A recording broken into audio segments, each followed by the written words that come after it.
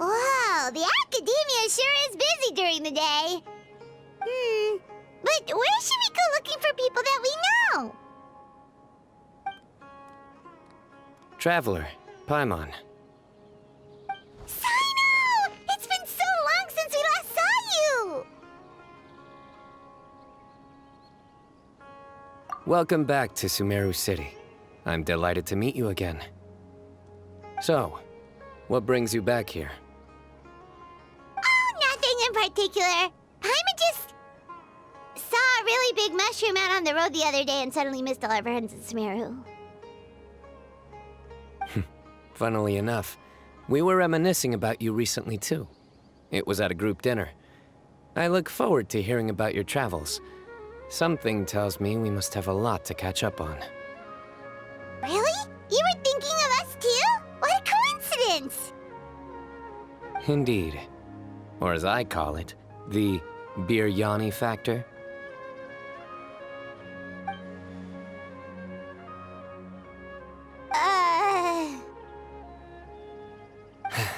You really want me to say the rest? Okay. It's always rice to meet stew again. Oh, darn, he said it. You like that one, huh? You must if you remember it after all this time. Admit the truth. You have long been in awe of my razor-sharp wit. All right. Here's your 500 Mora.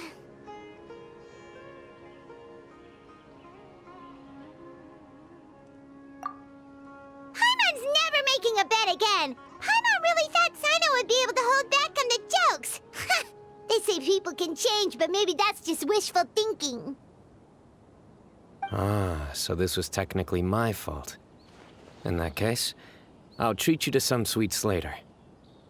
Anyway, I'm actually investigating a case right now. My mind is focused on work, which is why I didn't complete the joke at first.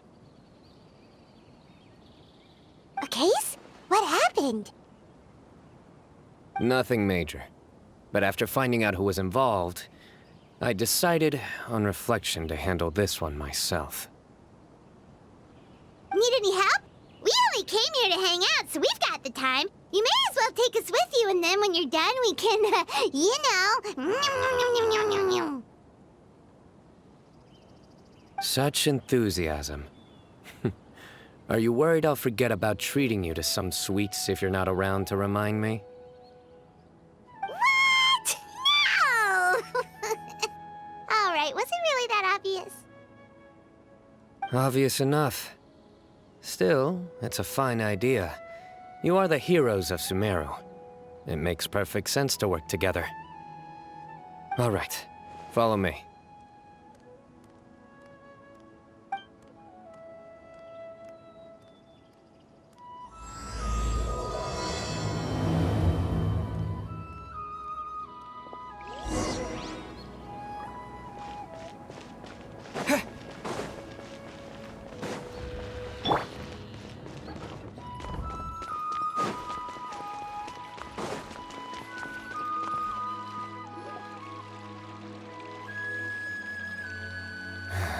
Do you see him?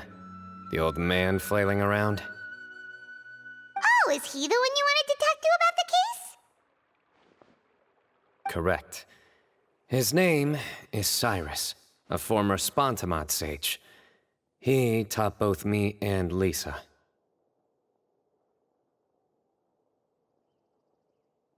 Huh? Cyno's teacher is in trouble? It's ridiculous.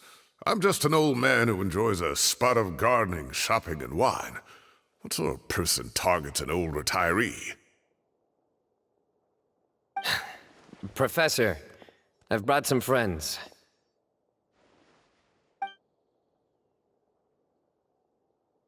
Ah, Cyno. Now who do we have here? Hold on, let me think. A flying fairy dressed in white? A youth who does not seem to hail from this land? My goodness. You must be the legendary traveler in Paimon. I've heard all about what you've done for Sumeru.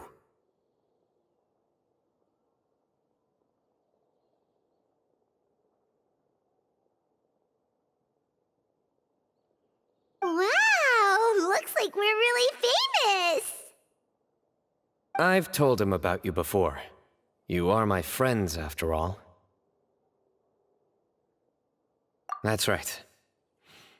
Let me summarize the situation. A couple of days ago, Professor Cyrus suddenly received a threat letter. A threat letter? Exactly. Who sends a threat letter to an old man like me, for goodness sake? This is the letter in question. Cyrus, I have uncovered your secret. If you wish to prevent it from going public, leave 10 million mora at the back door of the cafe. Secondly, don't come looking for me. You'll never find me. But I will always be watching you and all of your secrets. Finally, if you dare to report this to the Matra, there will be consequences. Wow, they sure didn't mince their words. Clearly, this person must be desperate for Mora. 10 million mora, what a joke. I'm just a single retiree with nothing to my name beyond the tomatoes in my garden. Where do people think I'm hiding 10 million mora, huh? In my tomatoes? There were no witnesses, so currently the letter is all we've got. So, Traveler, Paimon, let's put our heads together. Paimon's ready too! All right, take a look. Do you see anything suspicious?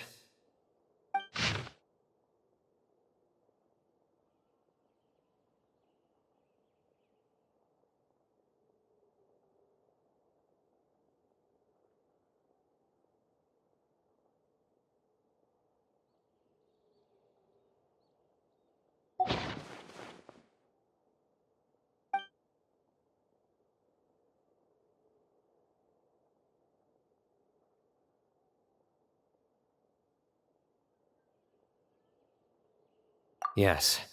Some of the strokes are blurry. So is there something wrong with the ink? Possibly. And I bet the paper has something to do with it. Most of the paper around here is much smoother than this, and the ink is absorbed quickly so it doesn't run. This paper, meanwhile, it's very coarse-grained, almost as if it's made from some sort of plant matter. It's certainly not the same paper as we use in the academia, but the ink is nothing special. Just regular black ink that gets a blue tinge when applied to paper. So do we think the culprit has a connection with the academia or not? Wait, check this out! Looks like this part got wet at some point. Agreed. The staining suggests it was a colored liquid, not plain water. It also looks like it was wiped off with a damp cloth. A colored liquid, so... tea? Wine? Looks like we're thinking along similar lines. Let's go talk to Arov. There are some things I'll need him to take care of.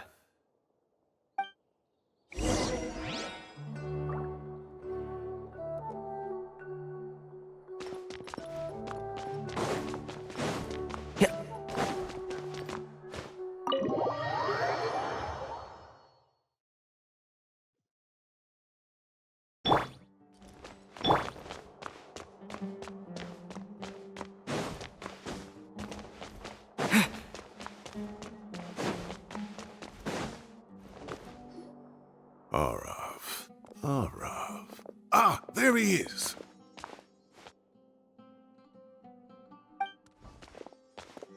Mahamatra Cyno. Sir Cyrus. Ah, and the Traveler and Paimon. It's been a while.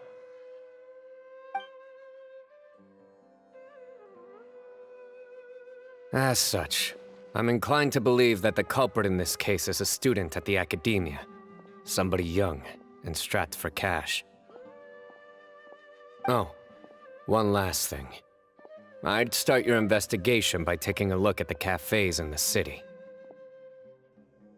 Oh, of course! You think the culprit spilled their coffee on the ladder, huh? They do look like coffee stains to me. Also, if I'm not mistaken, the letter is written on a type of scented paper that has aromatics added during the manufacturing process. The kind often provided as writing material for customers in cafes and taverns. Ah, of course! Yes, like they sell in the gift shops. I remember now. Zaha Hadid bought some a while back. She said she was going to use it as wrapping paper for a vase. Understood. I'll assemble a team to investigate the points of interest immediately. You have my gratitude. One last thing. Send some Matra to guard the entrances and exits of Sumeru City. And change into plain clothes. Don't let them see you coming. Will do.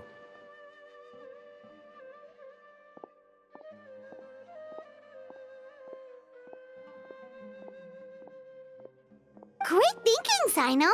So, where do we think the culprit's at right now?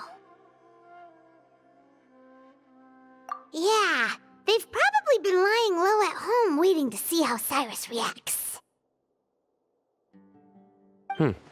You're right, Paimon. Really? Which part? The culprit's approach. Whatever happens, they need this Mora. But just because they warned Professor Cyrus not to go to the Matra, doesn't mean they know what he'll do next. So, like you said, they need to wait and see. And crucially, the culprit said they'd be watching the Professor's every move. Huh? Wait, are you saying...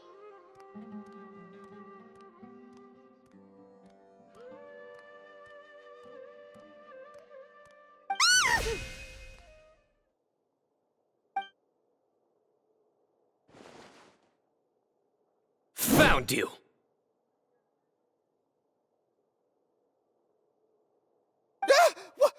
What are you doing? You wrote the threat letter! I don't know what you're talking about. What threat letter? I sensed someone was watching us from the shadows the moment we entered the House of Dana. You managed to stay relatively well hidden for someone reckless enough to threaten Professor Cyrus. There are a lot of people here, but we were looking specifically for Arav. Whoever followed us the whole way was likely to be the culprit. I was just listening in, that's all. You know something big's going down when Mahamatra Cyno shows up, right? So I got a little curious. What's the big deal? You smiled when Arav left. I saw it as clear as day. Is smiling a crime now? There are coffee stains on the letter.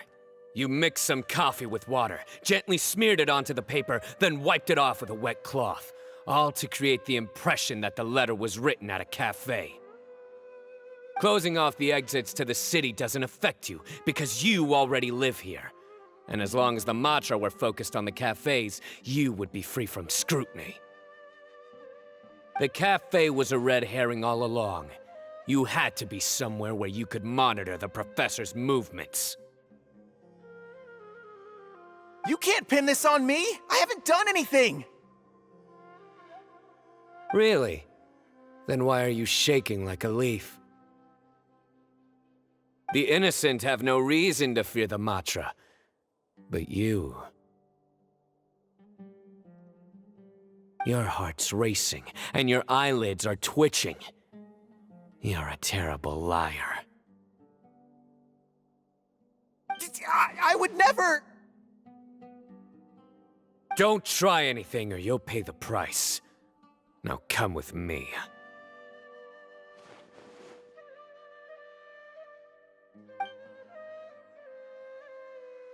Well, that was over quickly. Cyno already caught the guy. You're telling me. One minute I go out for a quick smoke, the next minute I see RWBY already on his way back to meet up with Cyno. Looked like a young guy, too. Couldn't have been much more than 30. But after what he's done, I'm afraid he's ruined his whole future. Everyone, it's all over. Gosh, that was so fast. The culprit's name is Uraka, a 16-year-old student in the RWBY Darshan. Huh? 16? Cyrus thought he looked 30-something. We checked his records. He's 16, a third-year student. But he looks so old. Yeah, seriously. Foolish child. He's too young for the criminal life. What the devil drove him down this path? We questioned the culprit regarding his motives. Oh, just spit it out. Nothing can surprise me at this point. Very well. It's our understanding that Uraka is a mediocre student who has been underperforming in his classes. He started taking extra tutoring to improve his grades, but developed a gambling habit around the same time and lost a lot of mora. Down on his luck, he went to the tavern for a drink and overheard some people chatting about Sir Cyrus's comfortable retirement. They mentioned that he's always arguing about his tomato plants with some old woman on the street. Some old woman on the street? Goodness gracious. Has that rascal attended a single one of his classes? That old woman is Kasharwar's very own professor, Zaha Hadid. How can he not know who Zaha Hadid is? Is this going somewhere? Oh, right, yes. So another thing. We don't just argue about tomato plants. And what are they trying to insinuate by comfortable retirement? A man grows a few vegetables and suddenly he's living a life of luxury? Maybe it's more the fact that you have the time to grow vegetables in the first place. Uraka mentioned he'd heard a rumor, alleging that Sir Cyrus illegally obtained a large sum of money from the desert before retiring, and kept it for himself instead of reporting it to the academia. Uraka believes this money to be the reason why Sir Cyrus hasn't kept up with any academic research or other projects since his retirement. And given your advanced age, he thought you'd be an easy target to blackmail. Oh, Uraka. I'm at a loss for words. I'm so angry I don't know where to start. People make up rumors all the time. I am quite confident that Professor Cyrus has never embezzled a mora in his life. Arav, you'll have to find some excuse to interrogate Uraka again later. I need you to deliver a few firm fistfuls to him on my behalf. I completely understand how you feel, Sir Cyrus, but I'm afraid that course of action goes against the Matra's principles. Professor, there's no need to be childish about this. Oh, come on. I was clearly joking. Okay. Where does this go from here? The academia will determine the appropriate disciplinary action against the student. And as for the individuals spreading rumors about the professor's obsession with tomatoes and some old woman on the street, there could be a slander case here. The Matra will continue to investigate. Who said I'm obsessed with some old woman on the street? Mind your wording or you'll start a whole new rumor. You seem confused. Oh, don't you understand? Uraka is just a young boy who made a very rash and very stupid decision based on some groundless rumor he heard.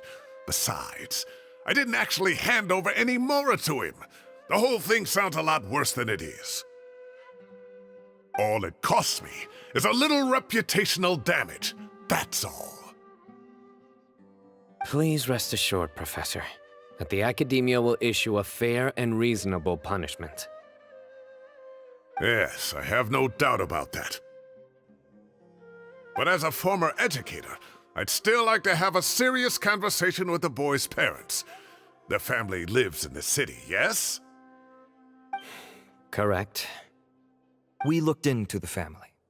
Both parents are merchants, and they're often away on business. They've never taken much of an active role in their children's lives. Oh, what a mess. You don't have to seal the evidence away yet, do you? I'd like to have that letter back for the time being, if possible. I need something concrete for when I talk to the family tonight. We have to show them how serious this situation is. The relevant authorities have already reviewed the evidence and are now discussing Araka's punishment. You can hold on to the letter for now. Just make sure to return it within a couple of days. Oh, so you'll be able to close the case in 2 days? Give or take, cases like this are quick to resolve. Very good. Well, thank you for all your help. Perhaps we can all go for a meal together. Oh, my treat, of course. My apologies, Sir Cyrus, but I have a prior commitment. Enjoy the meal, everyone. Ah, I see. Well, that's a pity. But Cyno, you have to come. You found the culprit at record speed, and I owe you for that. Ah, and isn't Tighnari in town at the moment? Bring him along, too. Wait, you mean Tighnari's in the city? He is. Tighnari's master, Sir Nephis, called him and Kale to the Academia to help out on a project. They should be at Nephis's office at this hour. Though I must say, I'm surprised you're extending an invitation to Tighnari. Did you do something to offend Sir Nephis? Don't be outrageous. Nephis offends me all the time. It's never the other way around. Anyway, hurry up and fetch Tighnari. I'll head over to the tavern with the Traveler and Paimon. See you there. Go on now. Don't keep us waiting.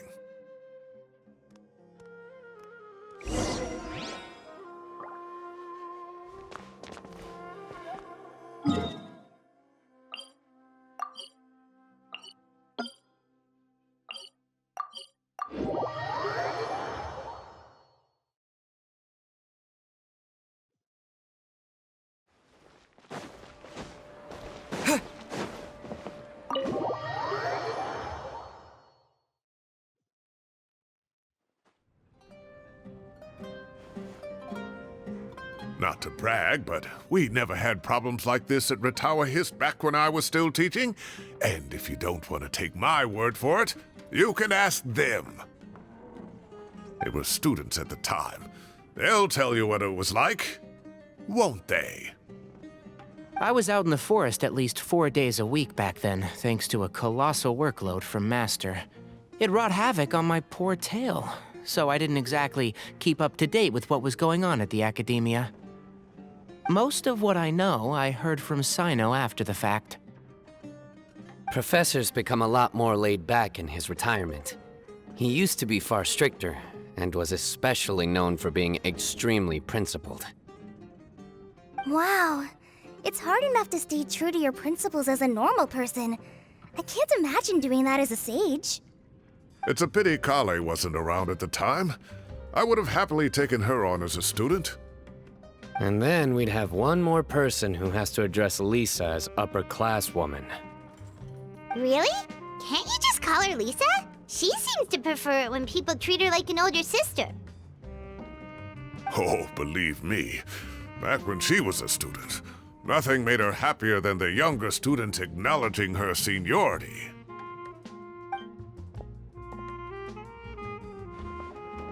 Whoa, more food? Are you sure about this? We don't want to take advantage. Oh, don't worry about it. Order whatever you like. And if it's not enough, order some more. After all your help today, Treating you to dinner is the least I can do. I thought I heard some familiar voices. Ah, and Sir Cyrus is here as well. Oh, Kave, it's been a while. Zahahadi was talking about you last month. How have you been? I've been all right, thank you. You're looking very well, sir.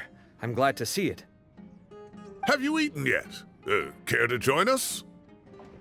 That's awfully kind of you, but I had a late lunch, so I'm not really hungry just yet. I'll have dinner a little bit later tonight. I just came to Lombard's to buy some wine, and when I heard some voices I recognized, I thought I'd come and say hello.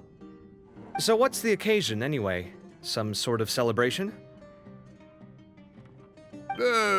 Consolation, more like. You wouldn't believe the day I've had.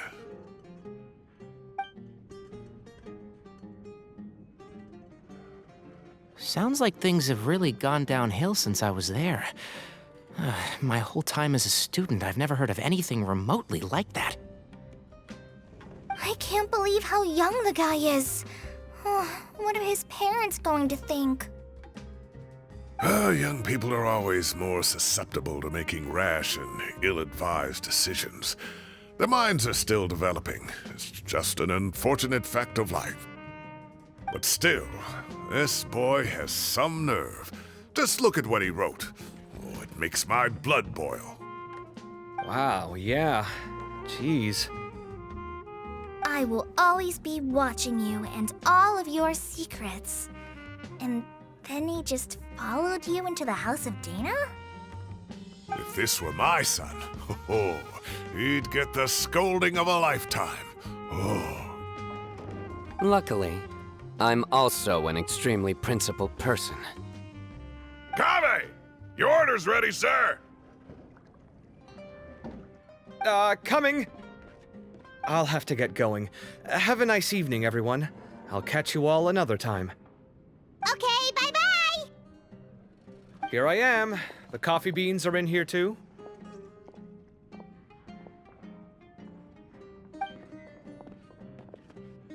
Yep, it's all there. I'll stop babbling away now. Let's eat before the food gets cold.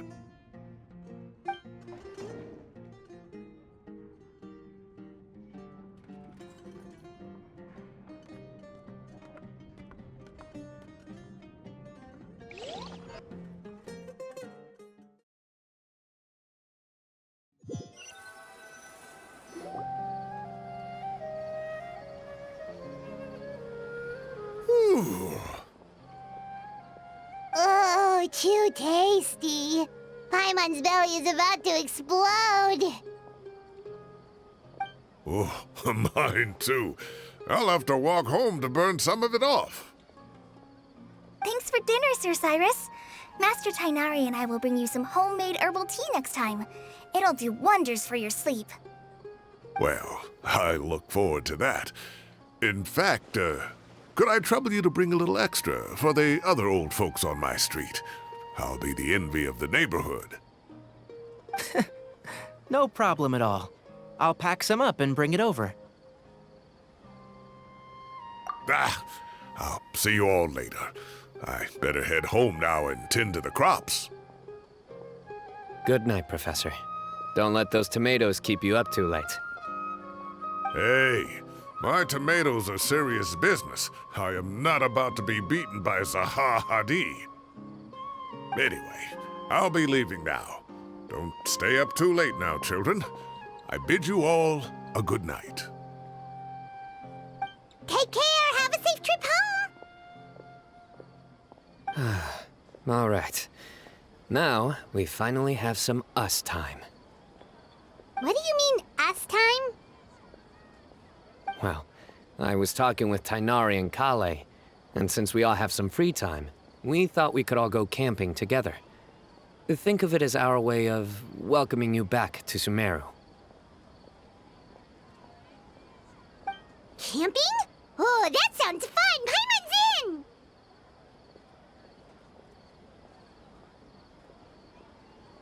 Wait, no! That's my job! Don't take it away from me. Why don't you and Paimon help out Master or Cyno? You don't have to play the hero when you're out with us. this is your chance to just, you know, laze around and switch off for a bit. Everyone, let's meet tomorrow afternoon at the riverbank to the southeast of Gandharvaville. No need to bring anything. We've already packed everything for the trip. Just bring your delightful selves and prepare to have some fun. You got it! We'll be there! Great. Then we'll see you tomorrow.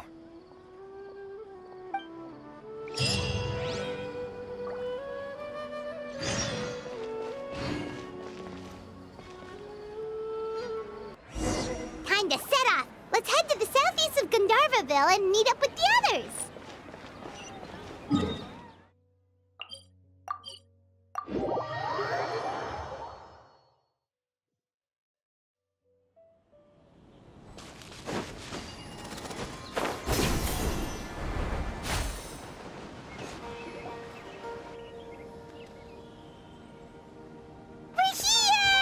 Wow, you guys are ahead of the game! You set up the tents already! I'd say we're right about on schedule, actually. We were aiming to have them set up before you arrived.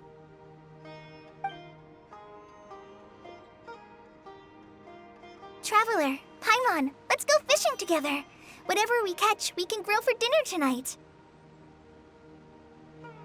You got it! Dinner's on us tonight!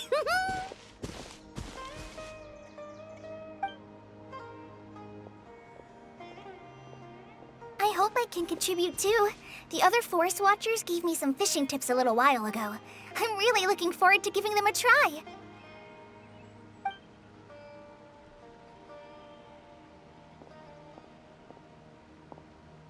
I saw some very appetizing mushrooms in the area, so I gathered a few for us. I'll leave them here along with some fresh fruit. Wow, camping with a forest watcher is the way to go! They think of everything! And even if they don't, they can improvise! This is true. I don't think I've ever had a single rough day in this forest. So, how has everything been going for you? Well, there's been some high points and low points, but we've had some unforgettable experiences along the way. I see. Oh, in that case, you should try a valberry. I bought some from the market this morning. A valuable suggestion. Just don't bury your feelings using food.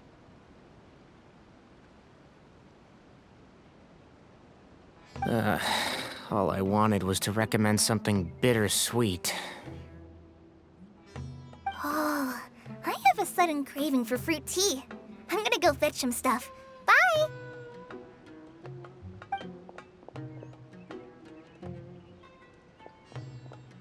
She sure made a run for it.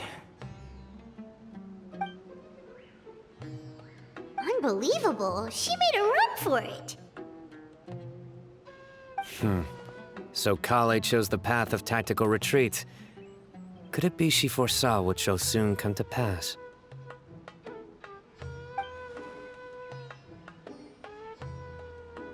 My dear friend, you know what I am about to say.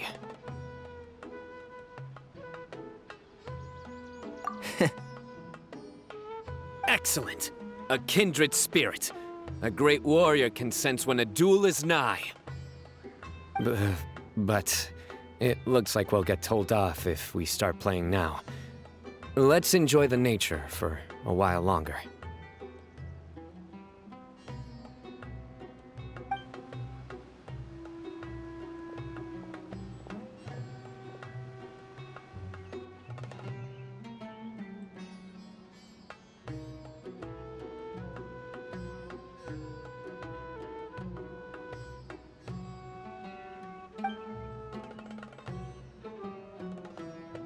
We got a bite! I'll reel it in.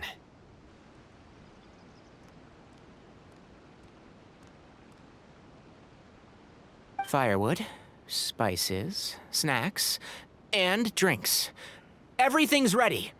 Once Kale gets back, we can light up the fire and start grilling.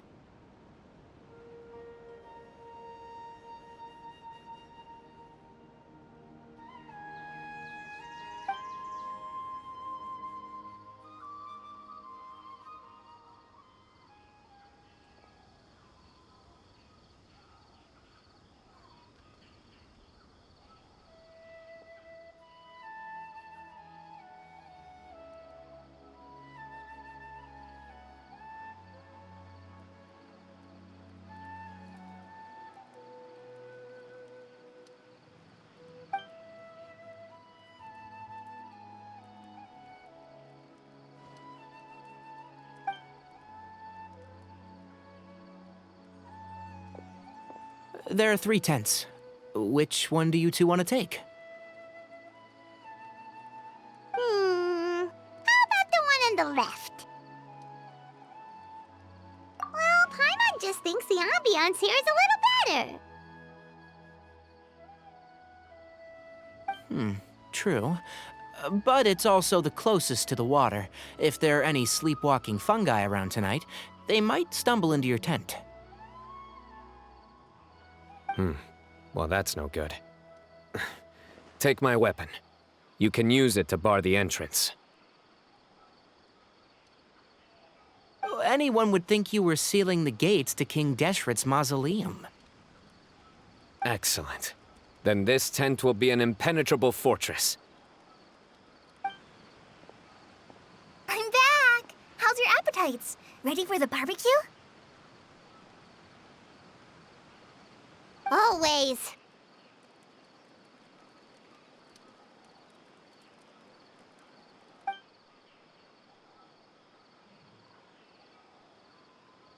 Oh, it smells so good. Paimon's drooling. Someone sure is desperate to eat. I think it's time to add the seasoning. How do you like your skewers? Well done? Medium? Rare? Wait, what? Isn't that just for steaks? Hey, if it works for steak, maybe it works for other things too. Medium well for me. Okay, these are about ready now then. It'll be a few more minutes for anyone who wants theirs well done.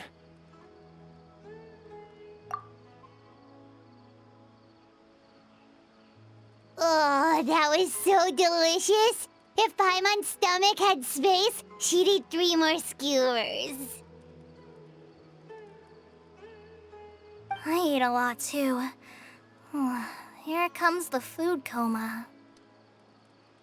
If you're tired, then go rest. You must be getting sleepy too, Paimon. Why don't you guys head to your tents? Cyno and I will clean up. Tonight, I show you mercy. Our sacred duel will take place another day. Good night.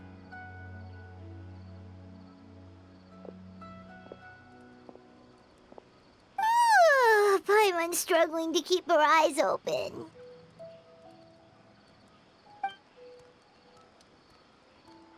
Oh, don't forget this. The Staff of the Scarlet Sands.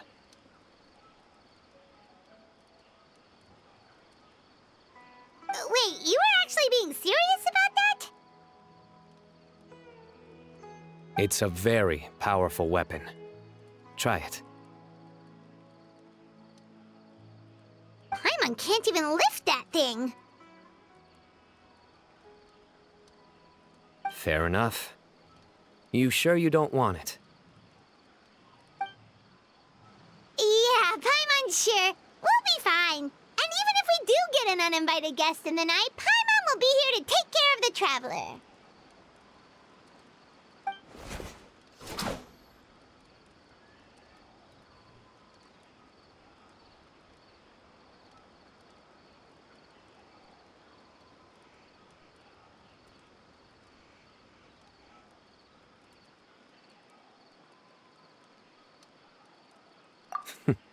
That reminds me of a parting king of invocations. I'll tell you about it tomorrow. But right now, it's time to rest. Sleep well and sweet dreams.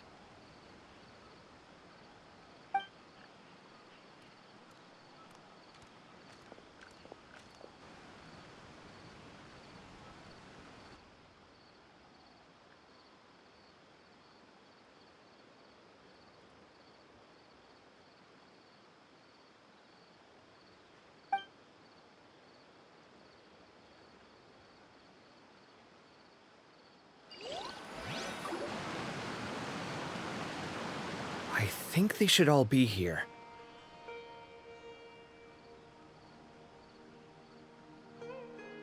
Traveler? Paimon? Are you in there? Could you come outside for a sec? Look at this. What the? What's this sword doing here? Is it supposed to keep out intruders? Evidently.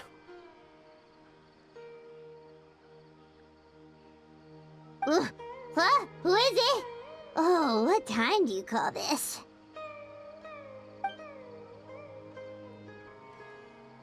Paimon's gonna take out the sword! Yeah!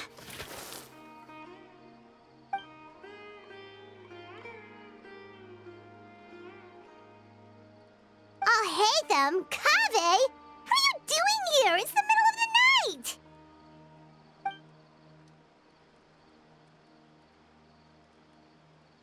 Sorry to wake you up at this hour of the night, but we've got a situation on our hands.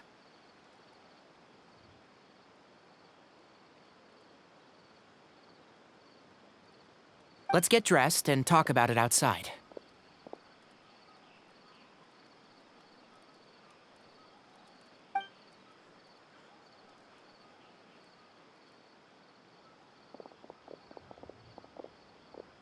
Something has come up. And since it pertains to Cyrus and Cyno, I deemed it essential to inform you all. Whoa, back up. Let's start from the beginning.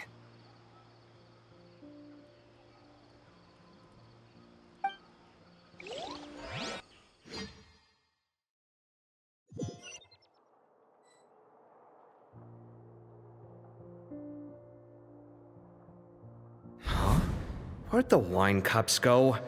I could have sworn I left them here after I washed them. Ah, there they are. I'll have a cup too. Can you see if the cookies are still on the table?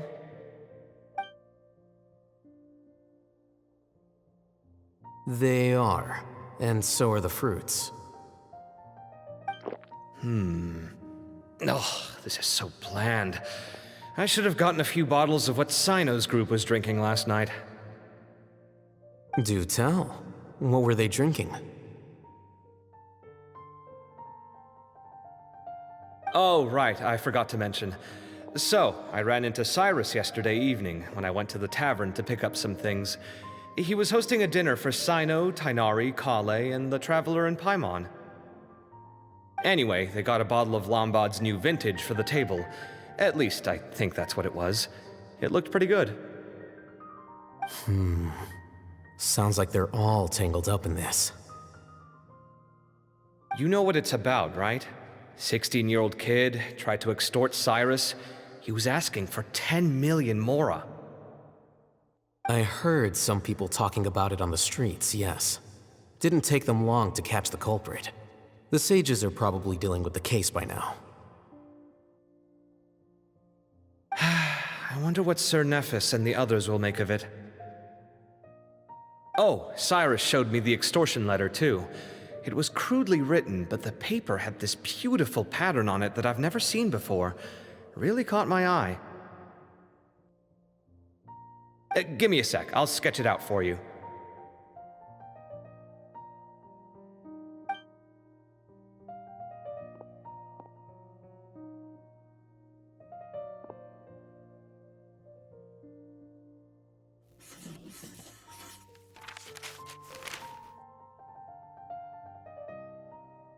Okay, done. Take a look.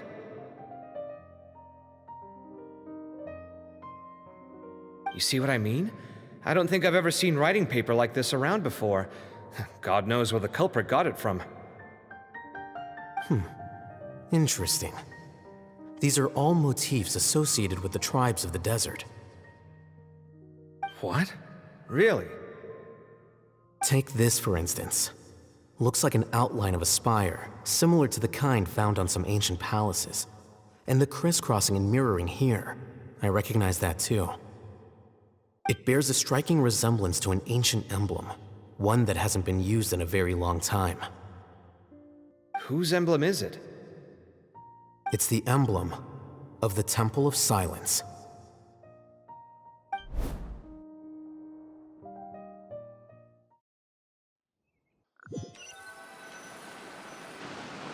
After discussing it with each other, we both agreed that something didn't feel right, so we went looking for you. This was a long way to come from the city. Alhaitham figured you were probably with Tighnari, so Gandharvaville was our first stop, but the Forest Watchers told us that you'd gone camping. Then, just as we were heading off to the campsite, we ran into Cyno. He said he was on a supply run. We exchanged a few words, and then he ran off.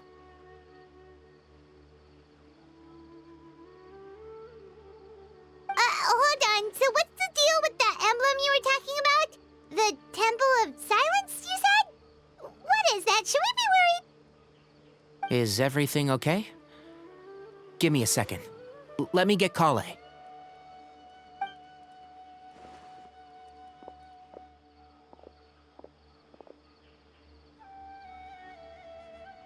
So you've never heard of the Temple of Silence? Well, to put it simply, it's an organization that has existed in Sumeru for over 1,000 years. These days, you can find a Temple of Silence office in the academia.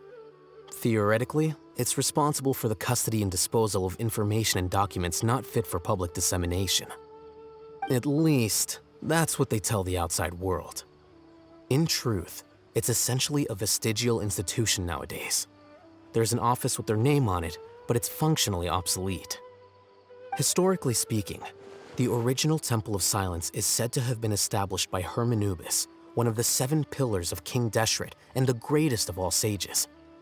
Most of the organization's members hailed from the desert. By contrast, none of the Academia Temple's current members are from the desert region, nor do they use any symbols connected with the desert folk. So the Temple of Silence at the Academia is just a fake? Wow. It's possible. The real question is, why? My guess is they're covering something up. So, how do you know all this? Sounds like some pretty top secret stuff. Did you forget? He did a stint as acting Grand Sage, and kept the pay raise even after he resigned. Oh, yeah! Paimon did totally forget about that. So you took the chance to read all the top secret documents while you were acting Grand Sage, huh? If you're asking me whether I familiarized myself with the documentation in my office, I would respond that that's a perfectly normal part of any job. So much about this doesn't make sense. Why did the emblem of the Temple of Silence appear on a threat letter from an Academia student to Cyrus?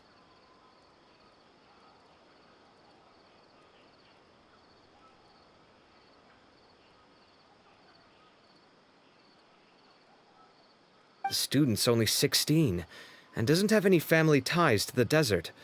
So where could he have seen that emblem, or gotten the paper? You said you ran into Cyno, yes? Did you tell him what you've just told us? Yep. He ran off as soon as he heard what we said. Given that Cyrus is involved, he's probably halfway through solving the case by now. Still, we should try to catch up with him. At this hour of the night, Cyno will probably go looking for Cyrus at his current residence. If the Academia's Temple of Silence really does exist just to cover up the truth, the sudden appearance of this emblem can't be good, and sure to stir up trouble. We should pay a visit to the Academia. Yes. As the Sage of Amorta, my master ought to know the truth about their office. You can ask him to tell you what he knows. The more information we have, the better prepared we'll be for whatever happens there. If this situation is connected to the real Temple of Silence, the emblem has to be part of a bigger conspiracy. Kale, could I trouble you to send a message to the Core of 30? Tell them to keep an eye out for Cyno and Cyrus. Traveler, Paimon, you two come with me. We'll go after Cyno. Sounds like a plan. Let's go. Cyrus has been living in the city lately. He rented a place near the field so he can keep an eye on his tomato plants. Then let's go look for him there.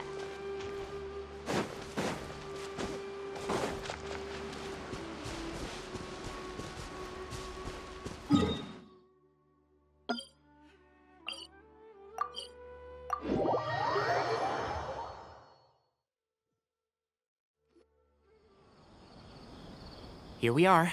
This is the place. We might be too late. Looks like nobody's home. Oh, Cyno moves fast. If he was here, he's probably long gone by now. I know that voice. Is that Tighnari I hear? Ah! Professor Zahahadi! Wow, so it really is you. My goodness, whatever is going on tonight? We're looking for Cyno. So, he's already been here. Yes, not long ago, in fact. He knocked on my door and asked if I'd seen Cyrus today at all. I told him the old fool left early this morning, and I hadn't heard him come back. So we went to his place, and would you believe it? He's gone. Goodness knows where to. It must have alarmed Cyno, because he took off in an awful hurry after that. He never did explain what this was all about. How serious is it? Well, if Cyrus isn't at home...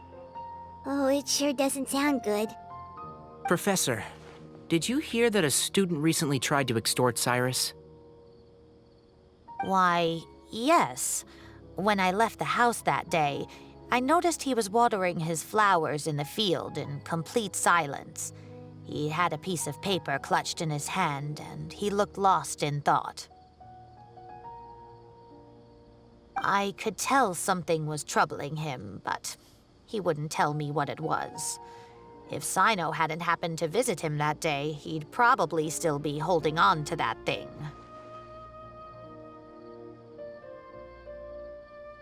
After seeing the letter, Cyno told him to contact the Corps of 30, but Cyrus was very reluctant. He claimed it would only damage his reputation. Eventually, he relented, after much persuasion from Cyno. Huh? Cyrus didn't want to report it? Well, that's strange. When we saw him, he seemed pretty okay with the idea of the kid getting his just desserts. As a former sage, it's possible Cyrus still has enemies at the Academia. That's why Cyno was so insistent that he report the matter to the authorities. I was there while they were going back and forth over it. So Cyrus initially hoped to stop this from going public. But why?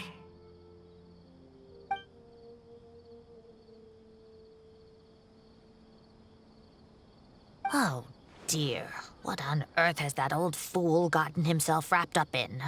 Oh, I do hope he's not in danger. Oh, I almost forgot. Cyno left me this letter to pass on to you. He wrote it when he came by earlier. He realized you might come looking for him.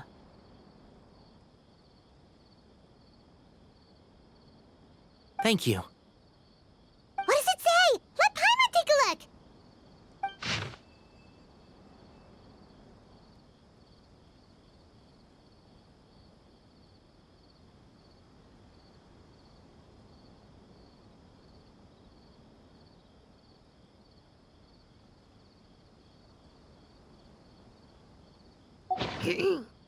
My friends, this is a rather complicated state of affair. Unfortunately, I cannot disclose more than that.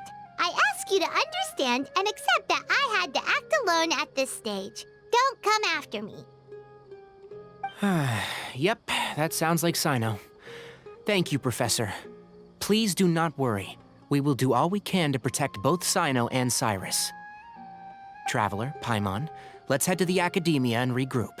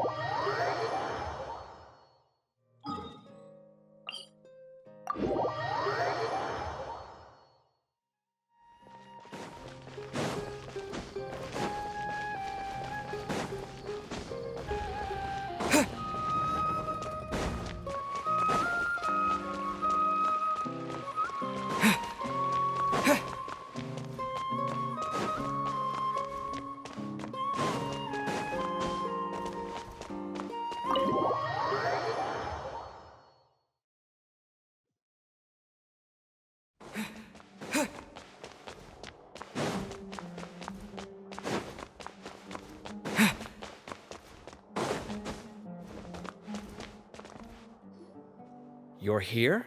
I thought you were going after... Ah, I guess you lost their trail. We went to Cyrus's house. No one was there. Cyno got there before us, but he was long gone by the time we arrived. He didn't say where he was going?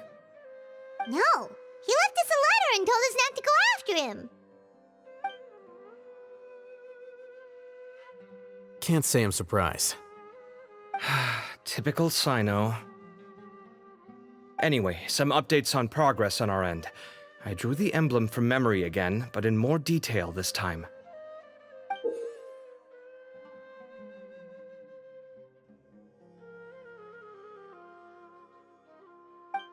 I checked some ancient texts for a similar design. The one I found was a little blurry, but the similarities in the general form and certain details were clear enough to confirm a match. Yeah, and we're lucky we found anything at all. It turns out the emblem was all but lost to history. We scoured the entire Academia collection, and that book was the only one with a record of the motif. Meanwhile, RWBY managed to get Uraka to disclose his source. The one who told him about Cyrus's embezzled funds was a young man from the desert. According to Uraka, he had a striking presence and was well educated. Apparently, the two met in the tavern over a game of cards. The guy claimed to be in the city for business, as part of a merchant caravan. Uraka was intrigued when he heard what his new acquaintance had to say, and brought up the idea of extorting Cyrus for Mora. The guy encouraged him to go ahead with it, then handed him some pen and paper to write the letter. I see. So it could be that this person planted the paper intentionally. So, how do we find this guy? Did Uraka say where he is? He doesn't know. He claims not to have seen him since that day in the tavern. The man gave him some tips on how to carry out the extortion, but from then on, Uraka was acting alone. Nephis and Arav have gone to meet the Core of 30 and review the city's entry and exit records.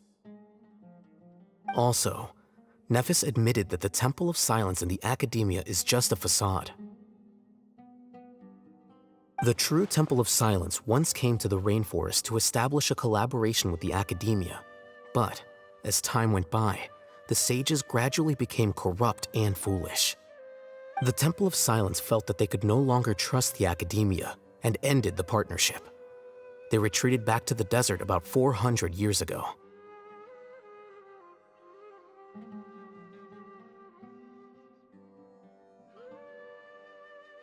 Ever since its inception, the Temple of Silence has been the guardians of King Deshret's civilization and belief system. They traveled throughout Sumeru, sequestering and guarding any wisdom that posed a threat to the people's livelihoods.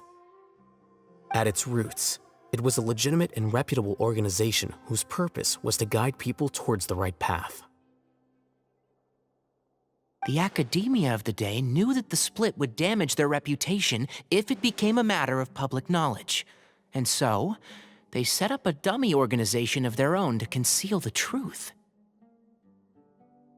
Not only that, but they managed to keep up the charade for hundreds of years! So how did Cyrus become acquainted with the true Temple of Silence if they left centuries ago? I'll bet that's the question that bothered Cyno.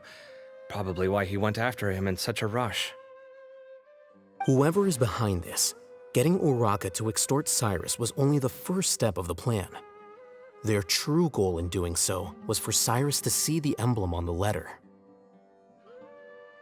He must have recognized it right away. That'll be why he didn't want to involve the authorities. He probably hoped to take care of the whole thing by himself. Unfortunately for him, Cyno had other plans. Since the desert is where the Temple of Silence originated, that is in all likelihood where Cyrus went. I have to go after him. Really? Are you sure that's a good idea, with how you respond to the heat? Why don't we send someone else? I should be fine, as long as I bring plenty of water. Besides, I just can't shake this ominous feeling that if we don't catch up to them soon... Everyone, I have news from the Core of 30.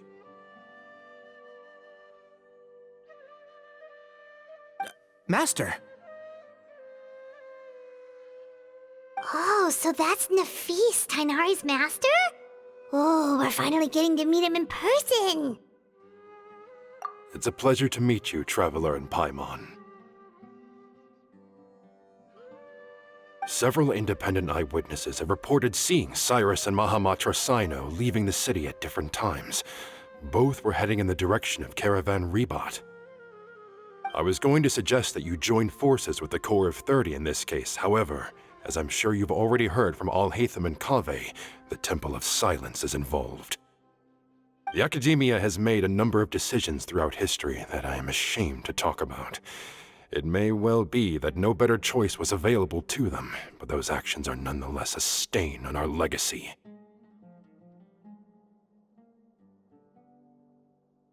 I won't attempt to make you understand the Academia's perspective. Now is the time for action. I understand where you're coming from, Master. But I'm afraid the situation might be more complicated than we thought. I think we need to keep a low profile, or risk making things worse. Good point. If Cyrus is involved with the other side, or worse, if he's fallen into their hands, and... everyone, we have to get Cyrus and Cyno back safely. We cannot afford to lose them. Need our help? Whatever you need, we got you covered. Really? Wonderful. You have my most sincere gratitude. Arav and I will continue to follow up on the lead from Uraka. Kaveh, Scribe Alhaitham, I'd like to ask you to cover the duties of the House of Dana. Tighnari, you are planning to go into the desert, correct? I am. Kaveh, I'll be okay. You stay behind to help Master and Alhaitham. Well, if you're sure. Okay.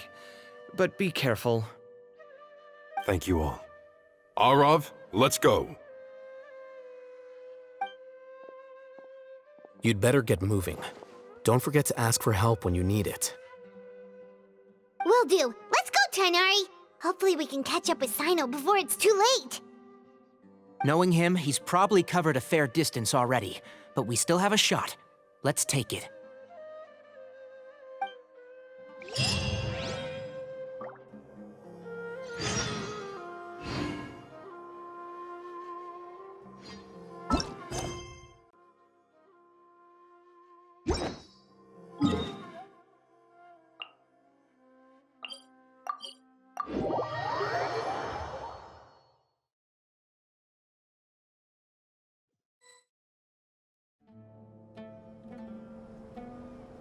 Okay, we made it to Caravan RWBY.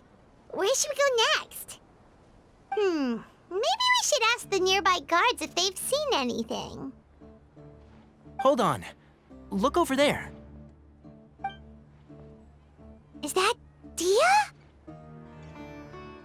You sure you want to brave the desert alone? I mean, it's your choice at the end of the day, but still. It's not my first time. I'll be fine. Cyno. If you're really going to go through with this, then at least take our advice. When you're packing for your trip, budget for 5 days more than you plan to spend out there. Makes sense. Okay, I'll go get ready. Thought we might find you here. You're trying to retrace Cyrus's steps, aren't you? Didn't I tell you not to come after me? I thought I had a good lead on you. Well, sorry, but we never agreed to that. Why would you go off on your own like this? Nothing personal. It's just a complex situation. And I'd rather not involve anyone else if I can help it. Takes a special kind of person to get Cyno chasing them all the way out to Caravan RWBY. But why so coy today, huh? You only gave us his age and description. Why can't you reveal his name? Is he Sumeru's most wanted or something? Oh, also, hey guys, it's been a while. Dia and Candace! So nice to see you. Actually, seeing all of our friends is the whole reason we're here. You're looking well. Glad to see it. Candace and I came to Caravan RWBY on business. We ran into Cyno as he was asking about some elderly gentleman's whereabouts. Some people say they saw him. Guess he stood out as an older guy heading into the desert alone with just a sumpter beast in tow and very few supplies. That's gotta be one heck of a story there. Cyno, it's okay if you can't tell us anything about the case, but let us know how we can support you. We're here to help however you need. The more people we have working on this, the quicker we'll be able to find the person you seek. No, it's not that simple. If I'm right, he'll be doing everything he can to avoid us. We spoke with Zaha Hadid. From what she said, it's pretty clear that he wants to try and solve this on his own. It won't be easy trying to find him in the desert when he's deliberately trying to cover his tracks. Sounds like this is far more complex than we imagined. Still, if he started from Caravan RWBY, the chances are that his route took him past our village. You may as well ask if anyone there has seen him. My thanks to you both. Once this is resolved, I will find a way to repay you. Come on. No need to get all serious. Just buy a round of drinks next time we're all in the city or something. That's a deal. All right, so, you all set? Yes, we'll handle it from here. Thank you again for your help. I don't take it for granted. All right, then we'll leave you to it. Just remember, if you change your mind and need some reinforcements, we'll be here. And don't think you'd be imposing. You can depend on us. Don't worry, we'll keep him out of trouble.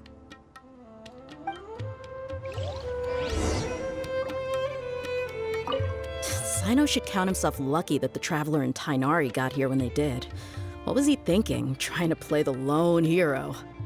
The desert tests the character of all who enter it, and only those with wisdom and courage shall prevail. But take heart. With his companions by his side, no harm will come to Cyno.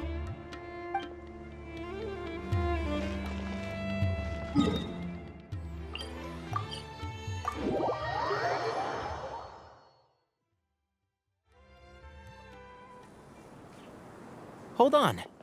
There's a few things I'd like to clear up. Go on. So, after you left the campsite, we had a longer talk.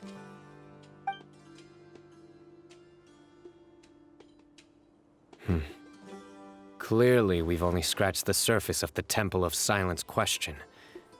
It doesn't surprise me at all that the one in the academia is a fake. Do you have any connection with the Temple of Silence? I do. I trust you're all aware of the spirit that gives me my power. Anubis, the original founder of the Temple of Silence. Due to my unique constitution, I was put through a number of trials in the desert when I was younger. Later, I met the professor, and he brought me to Sumeru City. But my memory of that time is hazy. I can't recall much. It's a good thing that Kaveh noticed the emblem on the letter.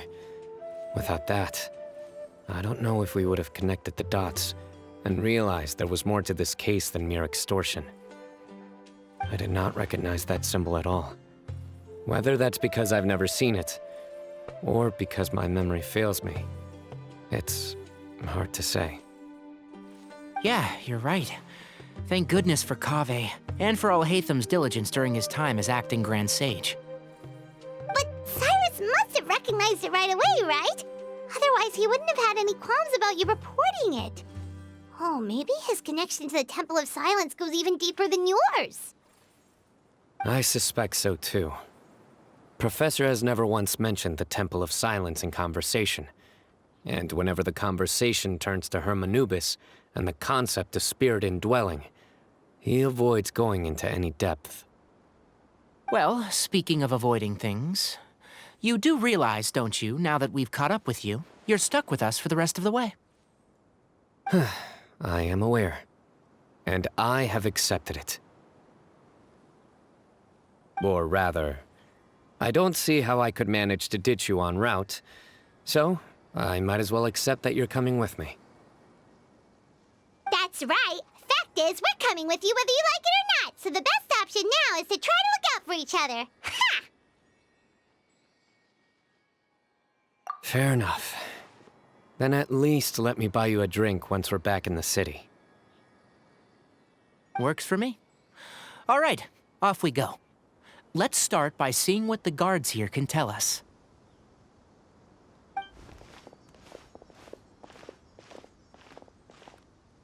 Hello. Mahamatra Cyno? I'm looking for someone, so I'd like to confirm any recent foot traffic in and out of Aru Village. A man matching that description passed by Aru Village not too long ago. He stopped by to load up on food and water and feed his sumpter beast, then he was on his way. Where was he going? Let me think. He took a seat by the entrance of the village for a while, and had a brief chat with the person who came to deliver the water. He said he was headed somewhere near an oasis, but he didn't mention which one. Do you have a map? I can mark out the direction he was heading and the best routes to any nearby oases. I have one. Mark away. Great.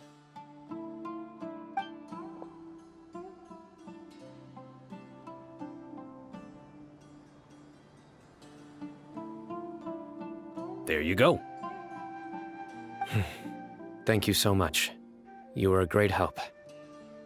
You've got a really good memory. Ah, you're quite welcome. Just doing my job. Best of luck.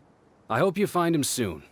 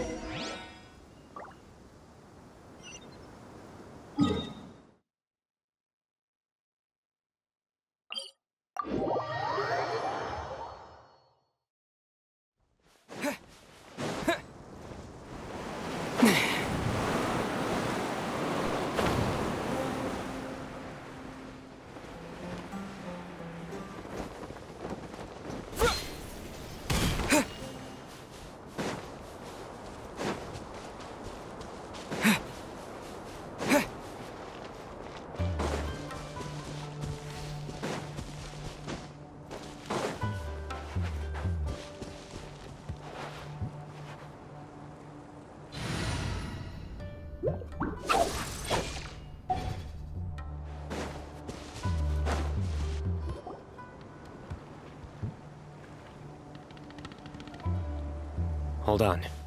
I see some people over there.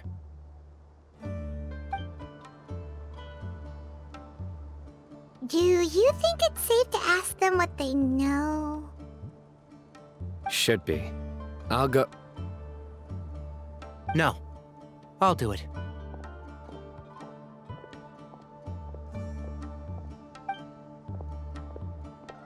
Huh?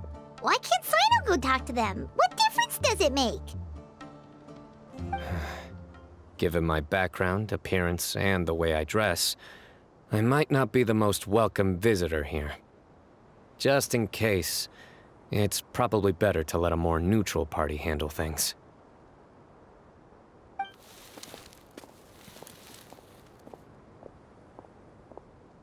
Ah, hello there. I hope I'm not interrupting. My friend and I are looking for an elderly man who's gone missing around these parts. Any chance I could ask you a couple of questions? Oh, a missing person, huh? Sure. What do you want to know? I'm just wondering if you've seen him. Let me give you the details.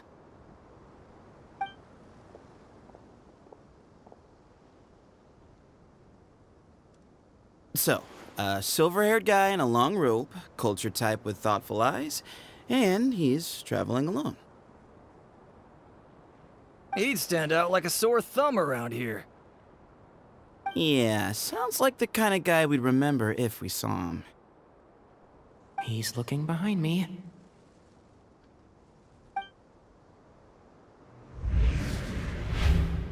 Uh-oh. That guy's looking our way. Your friend over there stands out a lot, too.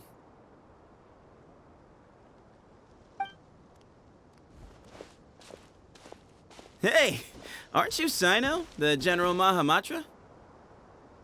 Yes, that's me. You don't seem surprised that I recognized you. It wouldn't be the first time. Oh, you're the one looking for the old man who's gone missing, aren't you? I have a bad feeling about this guy.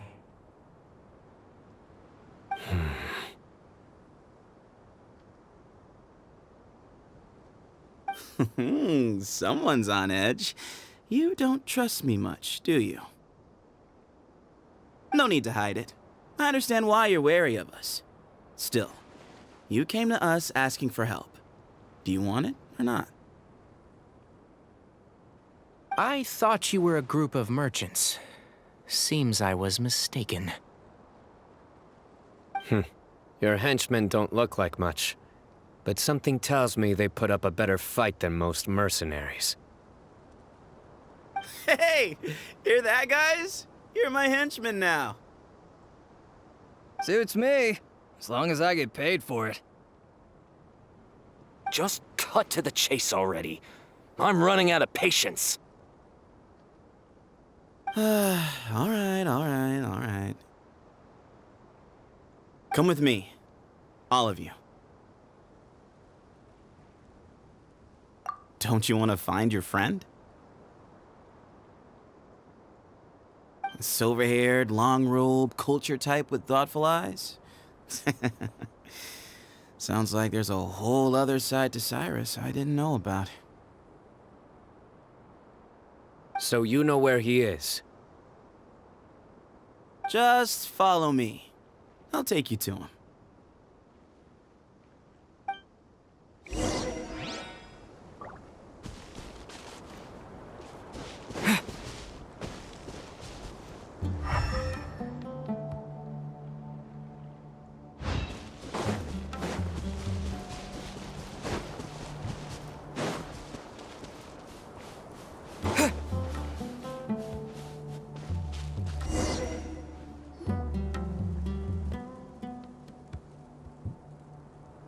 And here. What? Where are you looking? There's nothing here. Please step back. Whoa! Something's coming out of the ground!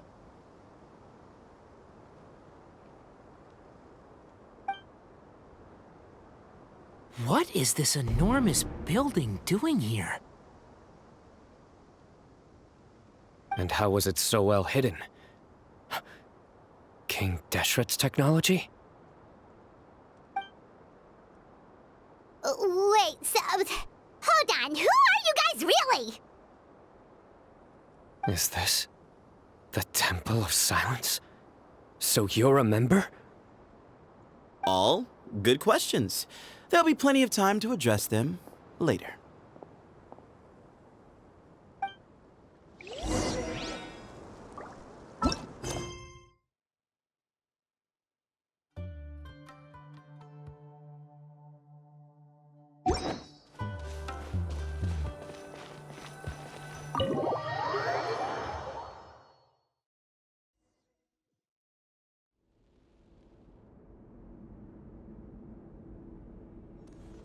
This is not what Paimon was expecting to find in the desert, especially not hidden right next to an oasis.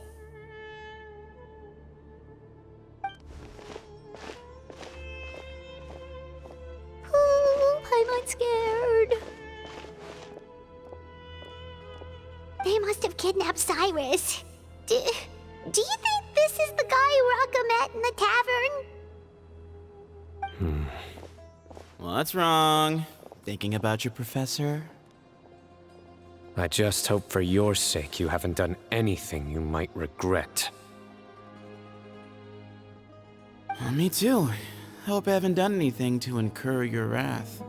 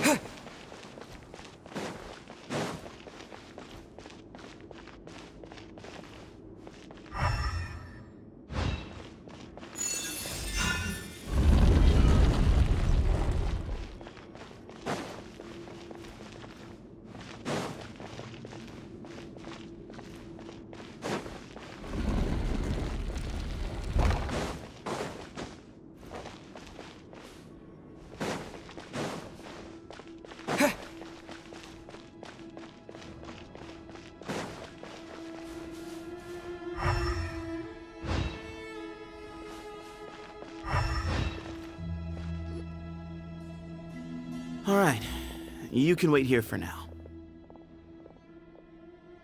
I'll inform our leader that you've arrived at the Temple of Silence. Sit tight until he comes to greet you.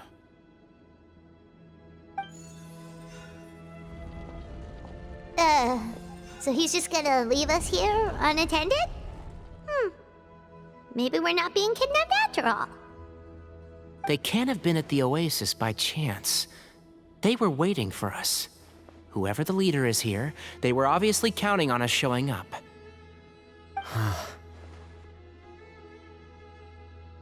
So this is the Temple of Silence. After leaving the rainforest, they hid themselves here?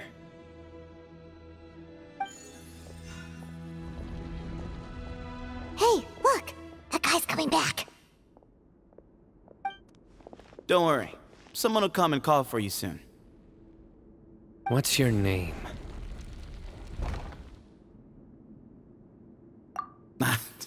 Sorry, guess I was so delighted to see you, I forgot to introduce myself. My name is Sethos. I'll be here if you need me, but I'm not planning on answering all of your questions. Other than that, you can occupy yourselves however you see fit. So we're free to explore by ourselves? Yep. I mean, I'm not worried about you running off. Cyrus is here. And unless I've misunderstood, you're all quite anxious to see him again. He's right. Well, if we've got some time, we might as well take a look around.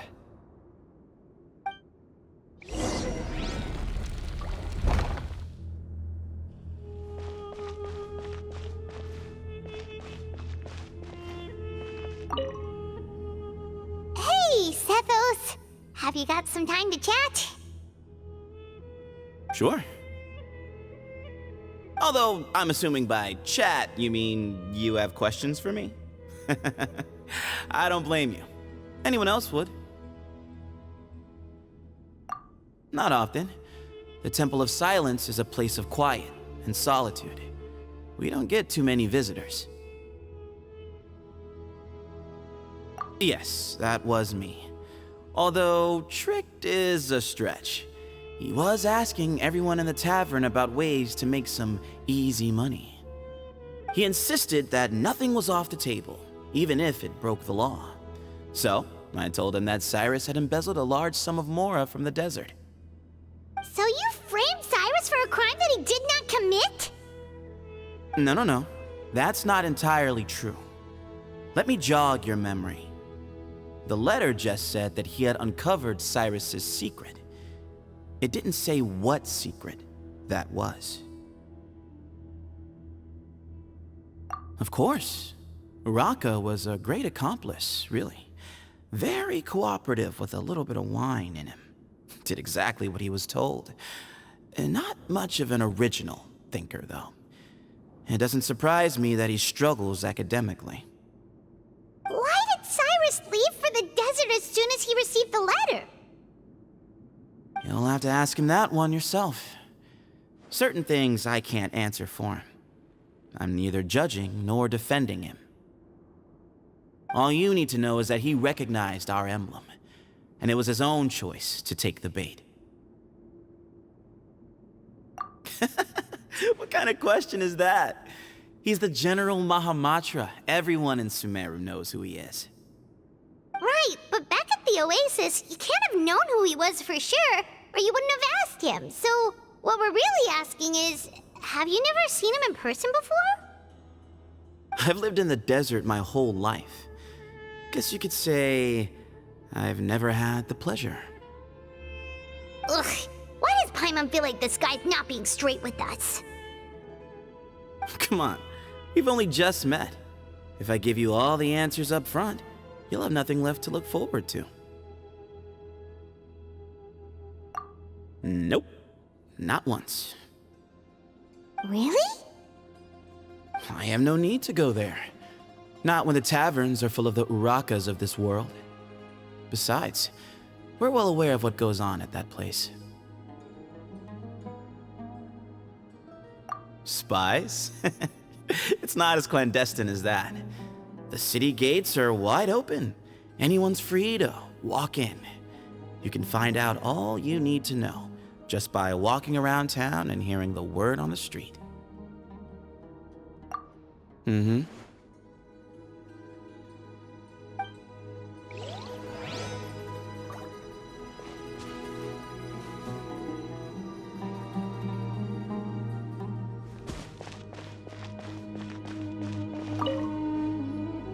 I never imagined that the true Temple of Silence would be hidden somewhere like this. We've passed through these parts before, but never noticed anything. That's King Deshret's technology for you, I guess. It borders on the miraculous. Amazing to think that it's been preserved intact all this time. We should be wary of our hosts. Still, at this point, we can be confident that the professor is safe and sound, so that's something.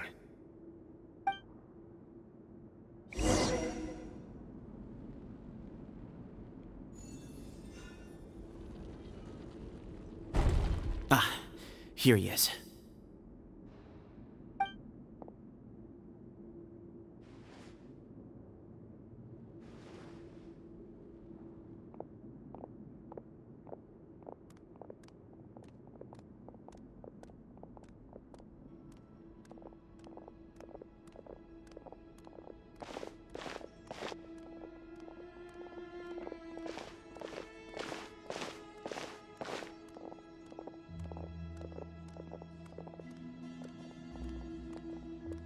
Grandfather, the person you wish to see is here. Well done, Sethos. Greetings, one and all. I am Ba Moon, the current leader of the Temple of Silence. I know why you are here, and I thank you for your patience. Bring him out.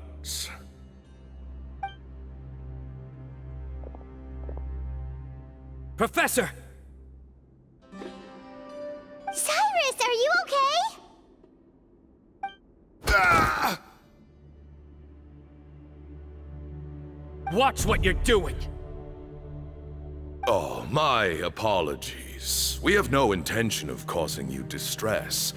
But you must understand, Cyrus is of great importance to us. We had to find a way to bring him back to us. Cyrus owes me his life, and to the Temple of Silence, he owes a debt of gratitude. I let him go a long time ago, but now the time has come to demand payment. I wanted to end my feud with this old bag of bones before you caught up with me, but you got here so quickly. Just leave, Cyno. This is a matter between us two old men. You're all too young to get involved. So that's why you didn't want to report the letter. You'd made up your mind to come here from the beginning. You only left in such a hurry to try and throw us off your trail. Some things in life catch up with you, no matter what you do. You shouldn't have come. That alone brought the others. Cyno didn't make us do anything. We came here for the same reason he did. To rescue you. We'd appreciate you telling us the truth. Otherwise, it seems a little unfair on everyone who had to stay behind. My secrets are secret for good reason. Bringing them to light can only lead to misfortune. You're afraid, aren't you? You can't bring yourself to speak of your past deeds to the students you nurtured as if they were your own children. You recognized our emblem because for many years you lived among us. Indeed, you all but became one of us. You knew as soon as you saw the letter that we, not Uraka, were the ones speaking to you. It threatened you only because you know what you did. Your own guilt convicted you. For you, Cyrus, are a traitor. You once shared your learning with us, and joined us in our mission to revive the might of Hermanubis, to bring new hope, new opportunity. But then you betrayed us. You bargained for your independence with your past contributions. And then you left, taking with you Hermanubis' might and the wielder of his power. We both know what I said to you that day. That as the leader, I grant you permission to leave, but that one day, the sands of time will catch up with you. And when that day comes, you must pay the price you owe.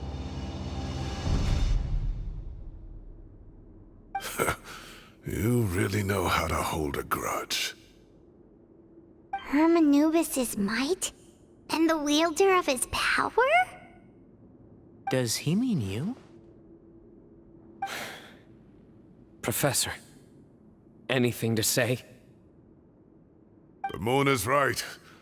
I came here once before. He rescued me from the brink of death once, many years ago in the desert. When he learned that I was a scholar, he invited me to come here and revive the might of Hermanubis together.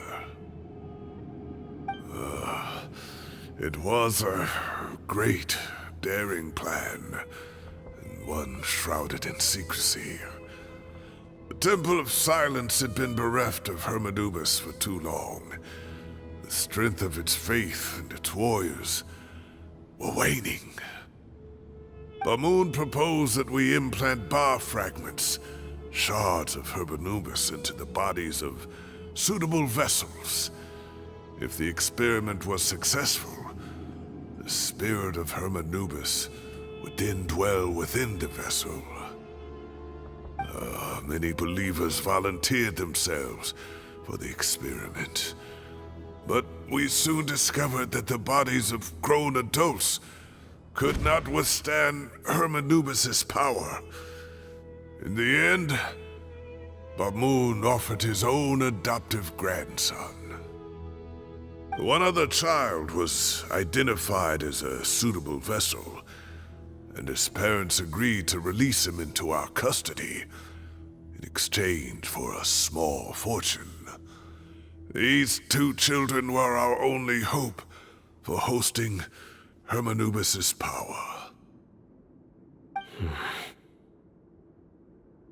For many years, the Temple of Silence had been in possession of 2 Ba fragments from Hermanubis. As remnants of his raw power, they were exceedingly rare treasures. The test subjects were sent into a room that had been prepared for the ceremony, and instructed to approach the Ba fragments, whose power had been amplified. If, after some time, this power did not repel them, this would mean that they were suitable vessels. The original plan was for a 3-stage experiment: resonance, implantation, and recovery and observation. The resonance stage went quite smoothly for both candidates. As the second stage began, I realized a decision had to be made. Should we implant the fragments one at a time? This would allow us to monitor the results after the first round and adjust our plan accordingly. Or alternatively, we could implant each fragment in a different vessel at the same time and compare their effects. But as I was deliberating, both Ba fragments suddenly became active. They glowed with a light we had never seen before. I knew that if they were not implanted right away, they would disintegrate and be gone from the world for good. Our 2 vessels had both displayed great promise by successfully resonating with the fragments. Under the circumstances, the thought of implanting both fragments into the same vessel seemed out of the question. To preserve our faith and our power, we implanted each of them with a single fragment. Ultimately, I ended the experiment and left, taking one of the children with me. In recognition of your past contributions, I chose not to send someone to hunt down and kill you both. Your lives were spared, but I have paid a great price for your betrayal ever since. I have always wanted to see you, Cyno. Losing you and your Ba fragment dealt us a devastating blow. We've been in decline ever since you left. I see. So that's how I gained my power.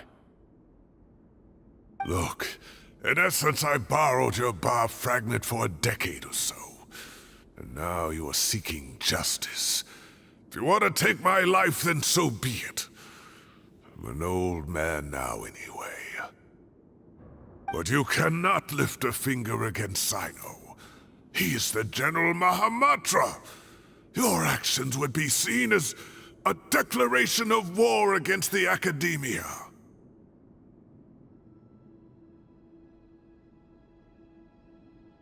I'm sure you don't remember anymore, dear Cyno, but you've met us all before. You were so young then, when we all gathered around and celebrated the revival of our Lord. You and he, Sethos, you were our final hope.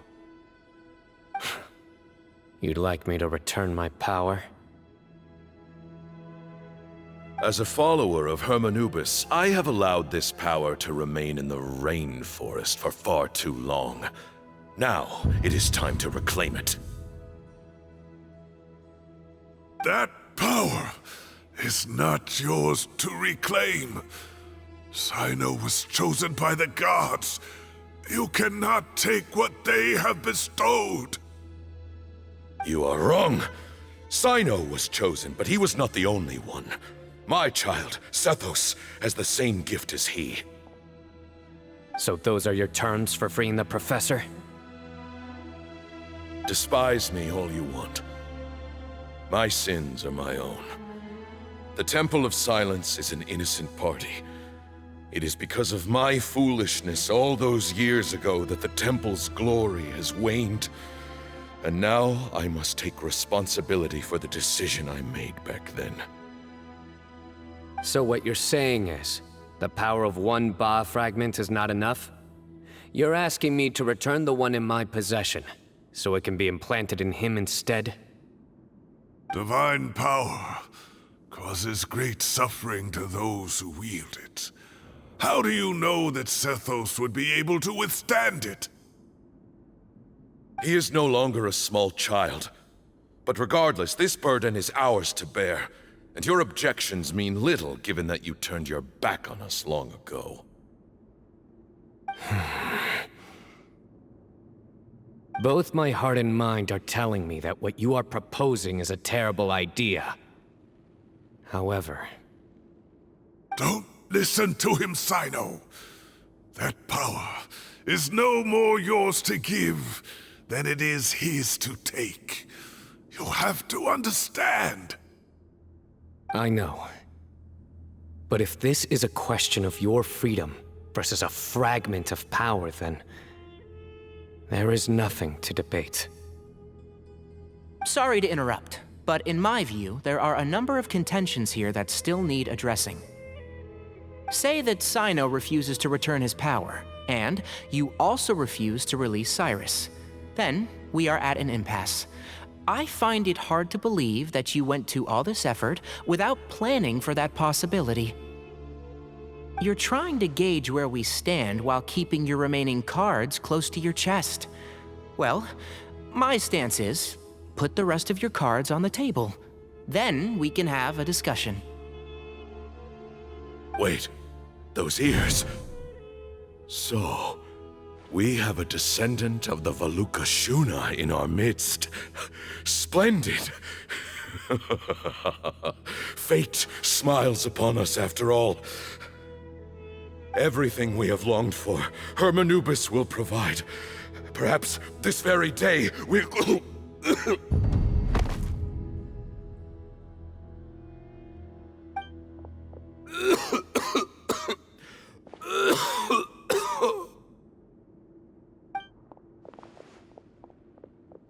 Why is he coughing so much?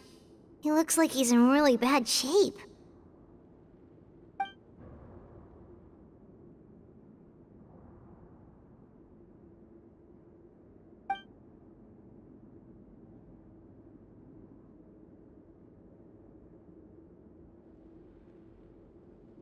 Moon, you... Take our leader back to his room. Sethos, you must... Grandfather, I know what you wish to say. Leave this in my hands.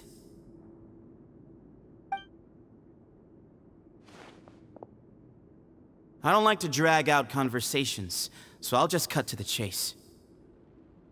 Had Cyrus not stopped the experiment all those years ago, the plan would most likely have been a success. The wisdom of Hermanubis would have been ours. Still, it's no use talking about what-ifs. We cannot change the past. I'm not like my grandfather. The Temple of Silence has a grand legacy and a sacred duty to fulfill. So it's somewhat inevitable for the leader to have an inflated sense of self. But I see things a little differently.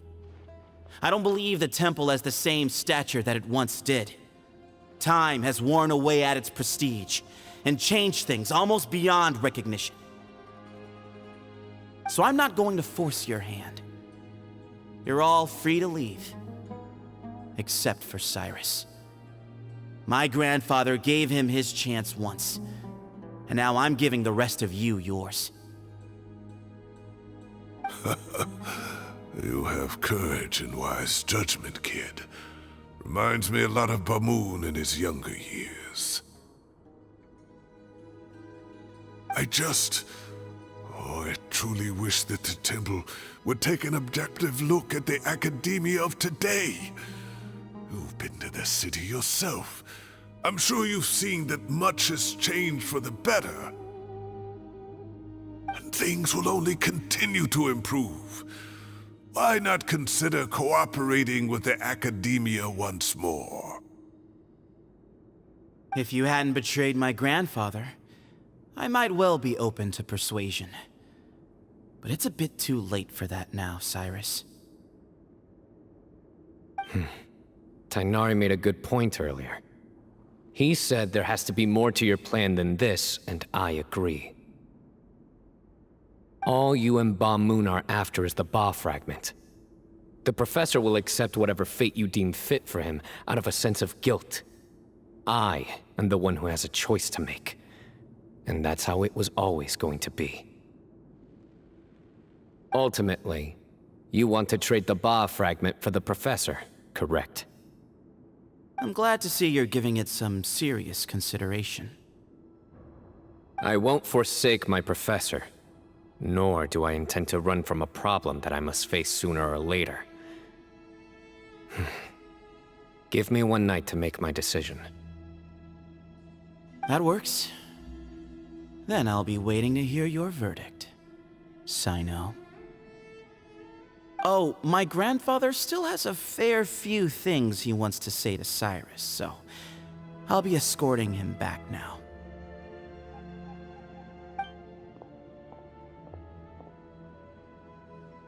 Are you sure about negotiating with him? I need to think this through. Everyone, let's meet again later tonight. Until then, take some time for yourself. Alright, well, don't put too much pressure on yourself, Cyno. If you need any help working things out, just come and find us.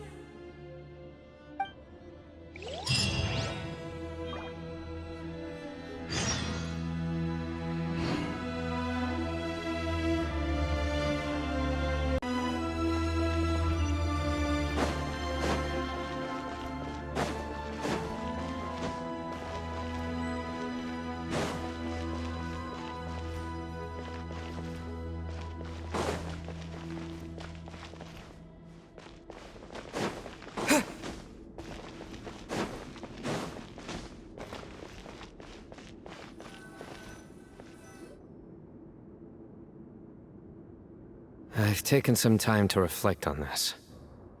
If I had to guess, Professor Cyrus came to the desert knowing that he would almost certainly never return.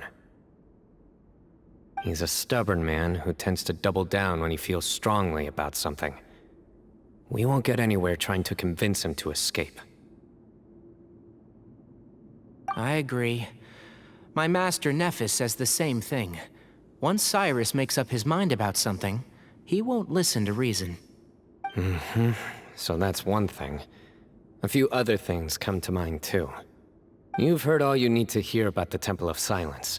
So on that, I don't have anything to add. My own memories of this place are hazy though. Probably something to do with the overpowering presence of the Ba fragments.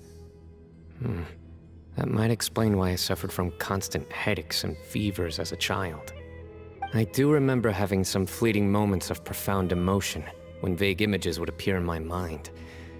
But I don't recall much, only bits and pieces. I was still young then, and all I could understand was that there was a strong will inside my mind.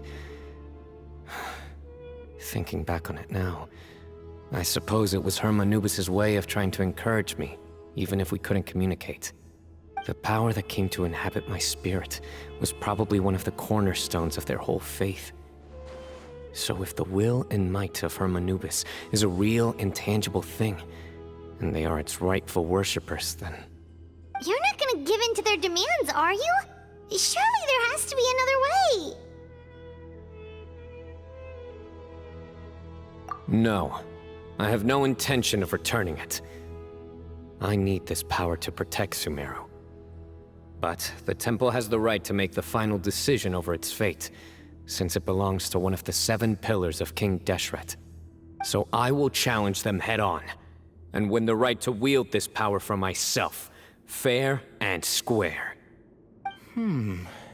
This reminds me of something Alhaitham mentioned to me just before we left. He said that the Temple of Silence was originally founded by the ruling elite of the day. Traditionally, such organizations are bound by a strict and ancient code of nobility. Kaveh has made similar observations about the desert tribes from his work trips there. He says many of them have their own internal rules. They talk about the importance of never dishonoring their tribal bonds, or the rules laid down by their ancestors. I think we could turn that to our advantage. Go back to them with a proposal of our own. Wow, and just like that, we've turned the tables on them! Looks like we have the same idea. Turn it back on them now while we still can, in terms that they cannot refuse. That's how we win this. Great. And I know just how to start the conversation. Let's go find Sethos. We'll tell him that I know a thing or two about medicine and would like to take a look at his grandfather's condition.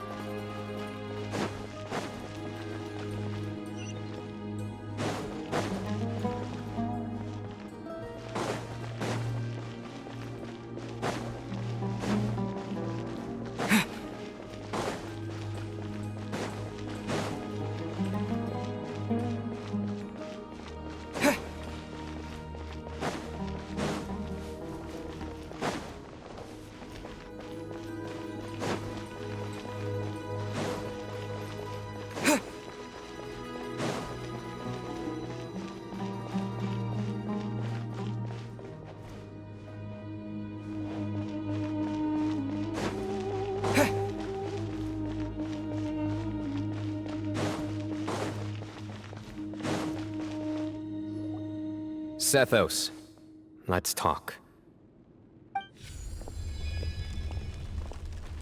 Have you made up your mind? We'll get to that, but first, I have some degree of medical training, so I was wondering if you might let me take a look at your grandfather? I have no objections, although we do have our own doctors here. I doubt you'll be able to tell us anything we don't already know. Only one way to find out. Follow me. Keep your voices down. We don't want to disturb him.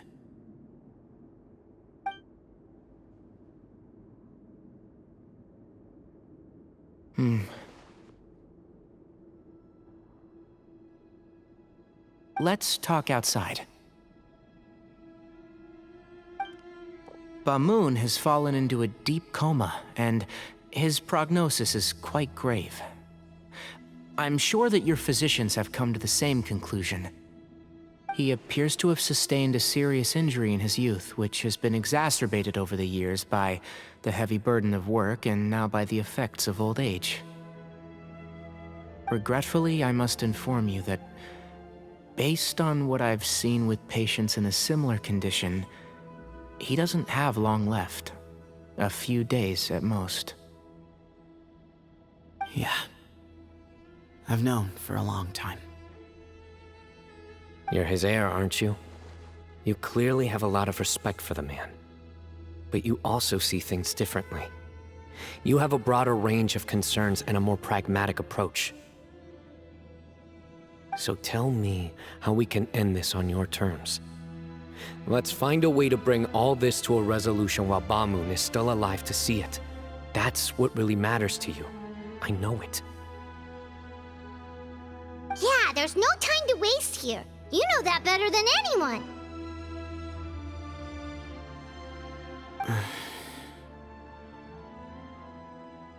You know, the two of you are actually in a very similar predicament right now. Both of you have a very different perspective from the men who raised you. Right. And you didn't create this situation. They did, but somehow you've ended up having to make the tough decisions. You're right. We both look at this problem very differently than the people we inherited it from. I accept, Cyno. This all began because of Hermanubis, so let's end it with the rite he himself created. Legend has it that when Hermanubis first arrived in Tuletula, he sparred with the city's residents. He and his two companions proved their mettle by fighting over several days, winning the support of many fine people. That group of supporters were some of the first members of the Temple of Silence, and the sparring matches were enshrined as one of our founding rites, the rite of duels. It's where it all began. Sounds very fitting. I'm in. As a fellow vessel of Hermanubis, your ties to the Temple of Silence run deep. So I will permit you to participate in this rite, along with your chosen companions. 3 against 3. Sounds good. However, I have some additional terms. As the challengers, you must win all 3 of your fights to win. And Cyno, both of us must put our Ba fragment on the line. The winner takes them both. Letting Cyrus leave with one of the Ba fragments was a mistake, made by my grandfather out of pity. It is a long-standing issue that must be addressed for the Temple of Silence to move forward. I can make no concessions on that front. None needed. We're on the same page. If I win, the Temple of Silence must release Cyrus, and consider this past dispute resolved. If you win, I'll return my power to you. It's a deal. Then let's meet at the ceremonial hall tomorrow evening. 8 o'clock.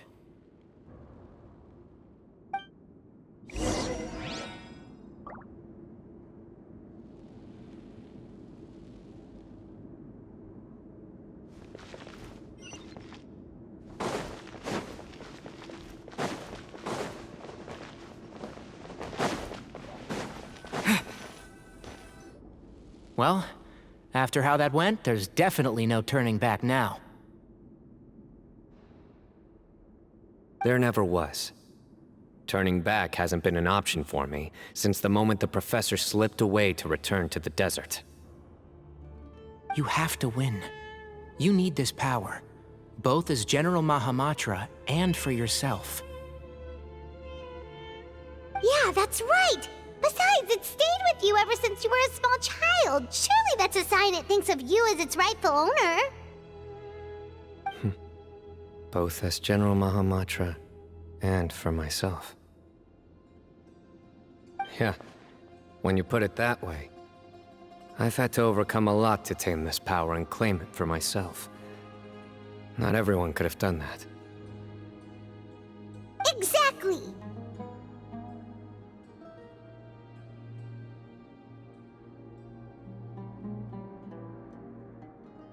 The Traveler and I will never lose. And neither shall I.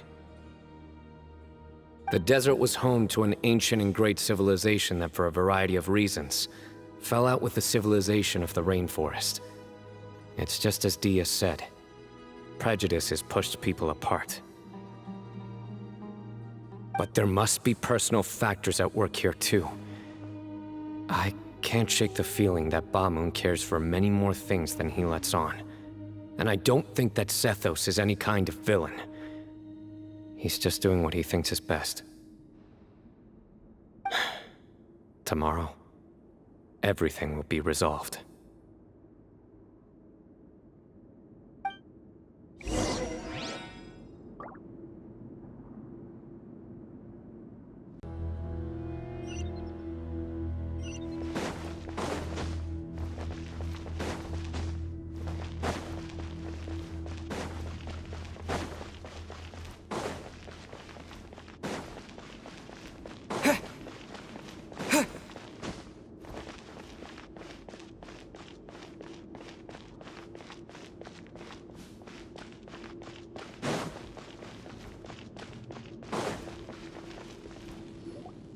We gather on this day to perform once more the rite of duels, with the greatest of all sages, Lord Hermanubis, as our witness, for his power and authority is present in our midst. This is our most sacred of ceremonies, and no disruption from the audience shall be tolerated. It is incumbent upon all to observe the duel with the utmost respect and reverence throughout the proceedings. Representing the Temple of Silence, the Defenders.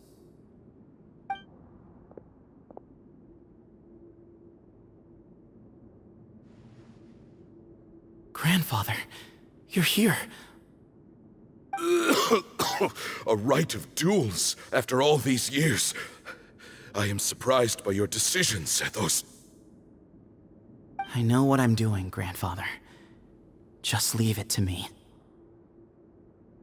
Representing the Academia, the Challengers.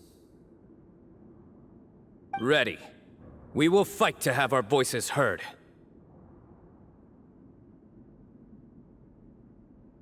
Warriors, take your positions and decide on the order of battle. We come not to debate what brings our challengers here, nor what will become of the defeated duelists. Duelists, the might of Hermanubis himself is at stake here. Now, fight. Fight until the rightful victor is proclaimed. Huh? Are you sure? I agree. He's very strong. Sending him out first will definitely intimidate the opposing side.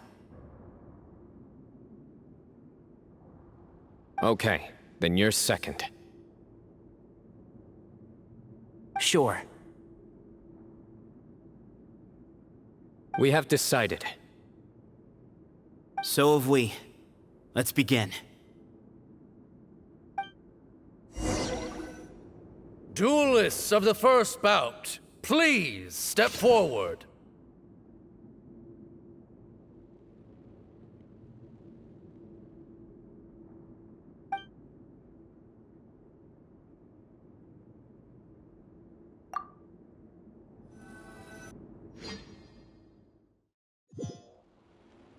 Don't forget, safety first!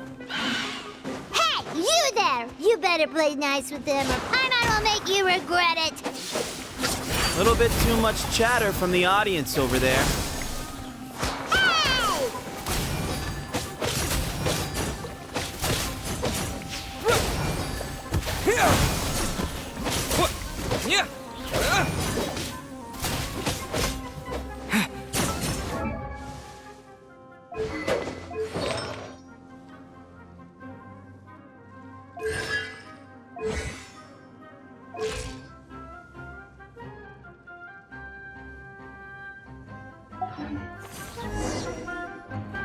A swift end to the first bout.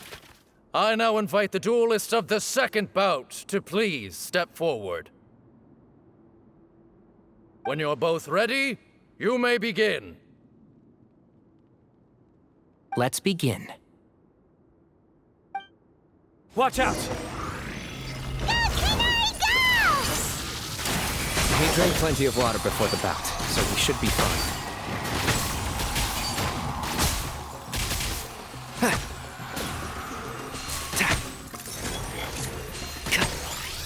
One with the force.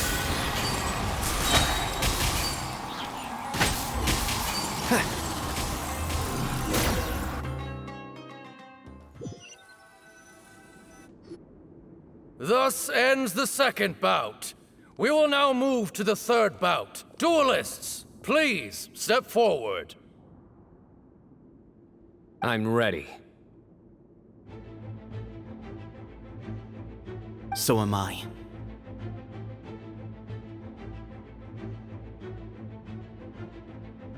This is the final stage of the rite. I remind you both that the terms you agreed upon in advance are binding. When you're both ready, you may begin.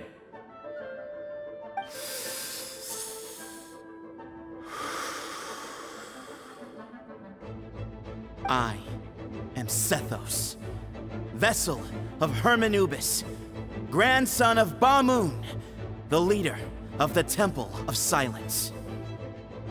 For many years, we have kept our covenant with Lord Hermanubis by guarding the secrets of King Deshret. And even in our darkest hour, when we could not see a way forward, we chose not to abandon hope, but to embark on a brave new experiment so that we might prevail. We earnestly sought Lord Hermanubis' wisdom and power, longing to see his spirit and his light descend upon us. Now, I will fight to become the rightful wielder of that power! I am Cyno, General Mahamatra of the Academia, student and successor of Cyrus, the Sage of Spontamod.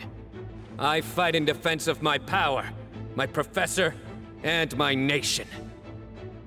And you. I think you left some things unsaid.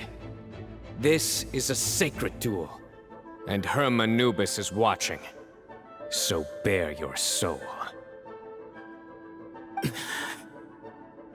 Everyone, old and young, fit and frail, they're all waiting to see how this duel will end. My grandfather is a wise leader. He is also known to be a ruler who is not afraid to get blood on his hands. I understand his beliefs well, and I know what he expects of me. But our faith has held us back for too long.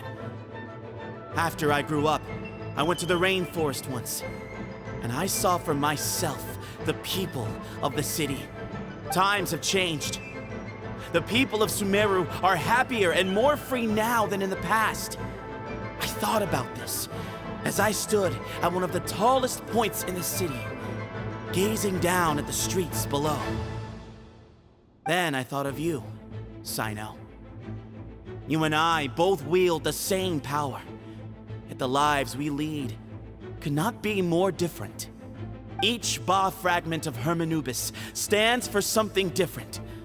Might, glory, and one of many other secrets that have yet to be revealed. I once thought that the nature of our fragments must be what makes us so different from one another.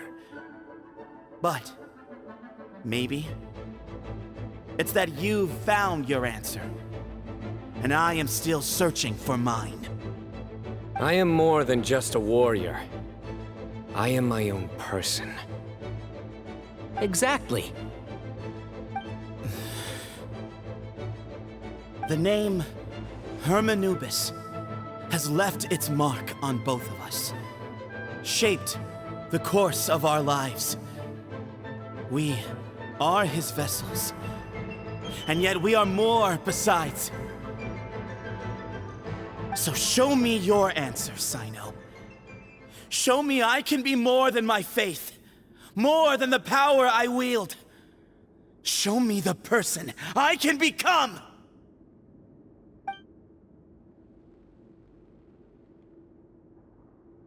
Bring it on!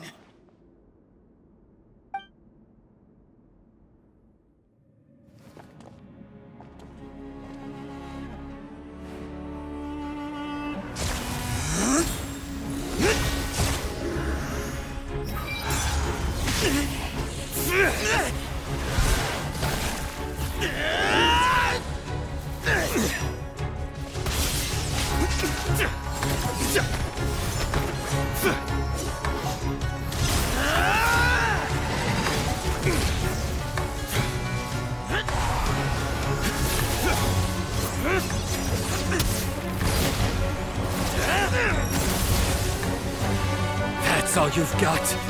What happened to searching for your answer?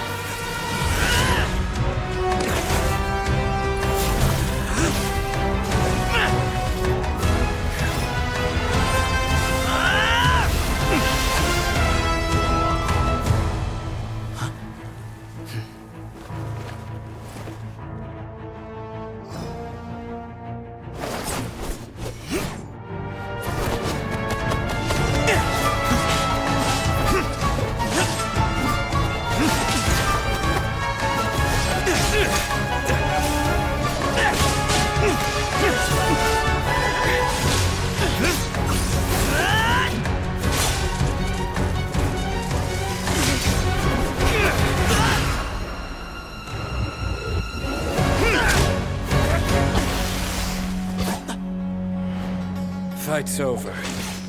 Do you yield? You won. Well then, looks like you found your answer.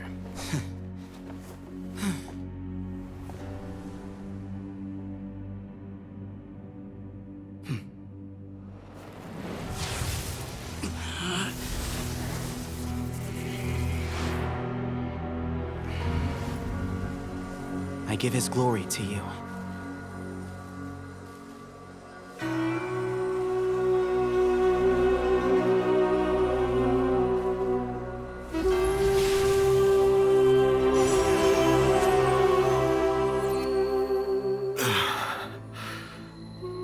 I've seen that light. That is the light of our Lord, the great Hermanubis, priest over all other priests. His spirit dwells within that lightning, and his will lives on. Once a warrior of Tynar, he emerged from the barren desert sands to serve the god king Al-Ahmar. After the death of the god king, Hermanubis gathered his followers and the Tynarian priests and led them to the city of Tula. There, they founded the Temple of Silence. And from that day forth, we became stewards of all knowledge that survived from King Deshret's civilization. Barely a century passed before war ravaged the desert. One by one, Eremite leaders took up arms against each other in battles that would devour what little remained of their civilization. Only the wise city of Tula was spared under the guiding hand of the Tainarians. But peace did not last. Coveting the knowledge of King Deshret, the beasts set their eyes on Tula. The king of Gurabad laid siege to the city and ordered the sages to surrender to him the Temple of Silence as proof of his victory. The ruling elite colluded with their oppressors, betraying the temple so as to hold on to their rule over the city. They declared that the knowledge guarded by the temple was the true cause of corruption. These were dark days, and we faced enemies on all sides. Our Lord had long since exhausted his strength, keeping the forbidden knowledge introduced by King Deshret at bay. To ensure the temple's continued survival, he broke his being into many pieces and began the ceremony of Hermanubis' legacy, bestowing his power upon his mortal followers. With this power, the temple was able to defeat the tyrant's army. Yet, we were not hailed as heroes. Strange and unfamiliar as this power was, it struck fear into the people's hearts and drove them to reject us. In the end, the people of the temple and the Tula Tainarians left the city for good and made their way to the rainforest. What followed next was inevitable. The elite of Tula fell and were decimated. War engulfed the desert. And we wandered from place to place, always in hiding, all the while keeping close watch over our secrets and staying true to our mission. Betrayal forced us out of the desert and into the forest. Then mistrust drove us from the forest into the desert once more. We have lived in exile for far, far too long.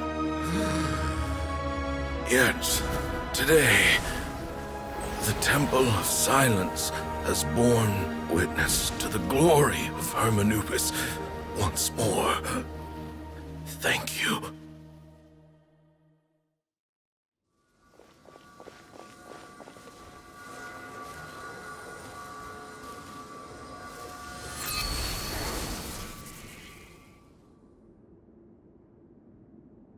How is it? Do you feel okay?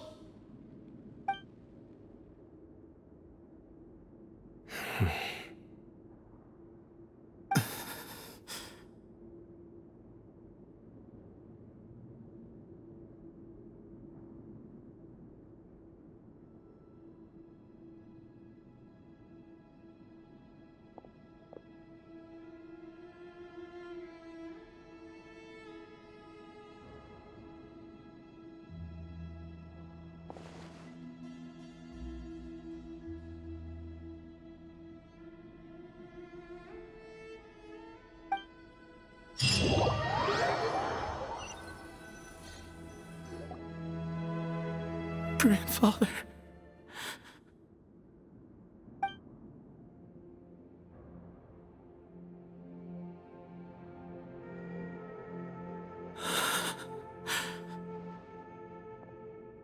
Hey, Sethos. You'll get through this. I know. I'll miss him. I guess you were prepared for this. It's been a long time coming, huh? Yeah, he's been on death's door for a very long time now. I think it was only through sheer willpower that he managed to hold on to this point. At least, he was able to see this chapter come to a close before he passed. What's next for you? Per my grandfather's last wishes, the Temple of Silence should submit to whoever possesses the largest number of Hermanupus fragments. That entitles you to be our new leader, Cyno. But that's never going to work, as I'm sure you realize. I'm the General Mahamatra. I am needed back at the Academia. I did foresee this possibility, and I gave it some thought. The fact is, I know next to nothing about the staff, records, and environment here. As such, I am ill-suited to be your leader. Sethos, I believe the honor should go to you. Were it not for this duel, or indeed if you had other intentions, the Ba fragments would most likely be in your hands by now. I'm sure Ba-Moon never meant for anyone but you to be his successor. You really think so? I do. Still, I didn't think Ba-Moon looked very surprised by the final result. Perhaps he had an inkling that this would be the way things end.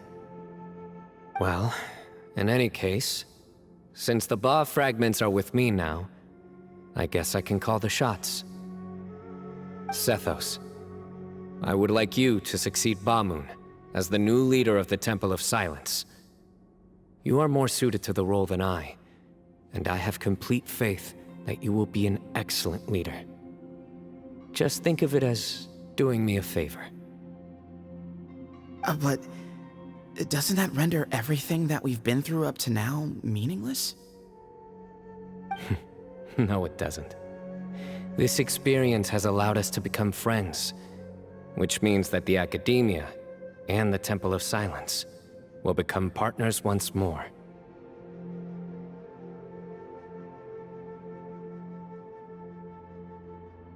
That's a much bigger deal than you might think, Sethos. You said yourself, times have changed. You have to believe that things can change for the better here at the Temple too. I will try. To be honest, I couldn't have asked for a better outcome. Actually, part of me wonders whether Ba-Moon's intentions from the very beginning was just to create enough pressure to force us towards a duel. That way, no matter who won, one of us would have to surrender our Ba fragment, and the power of Hermanubis would be concentrated in one single person. Had you won, the Temple of Silence would have doubled its strength. And were I to win, he correctly anticipated that I wouldn't suddenly drop everything to become the leader of the Temple, much less integrate the Temple into the Academia by force. He knew that the Temple's future would depend not just on the guidance of Hermanubis, but the support of the Academia too. So he made it his responsibility to ensure his successor would be free from the burdens of the past. His plan meant that whoever ended up succeeding him, they would have an easier time interacting with the Academia. With one single letter, he lured out the professor. No matter what happened after that, it would result in a net benefit to the Temple. And here I thought the General Mahamatra wouldn't care for all these trivial details. You're absolutely right. Grandfather and I considered this from every angle.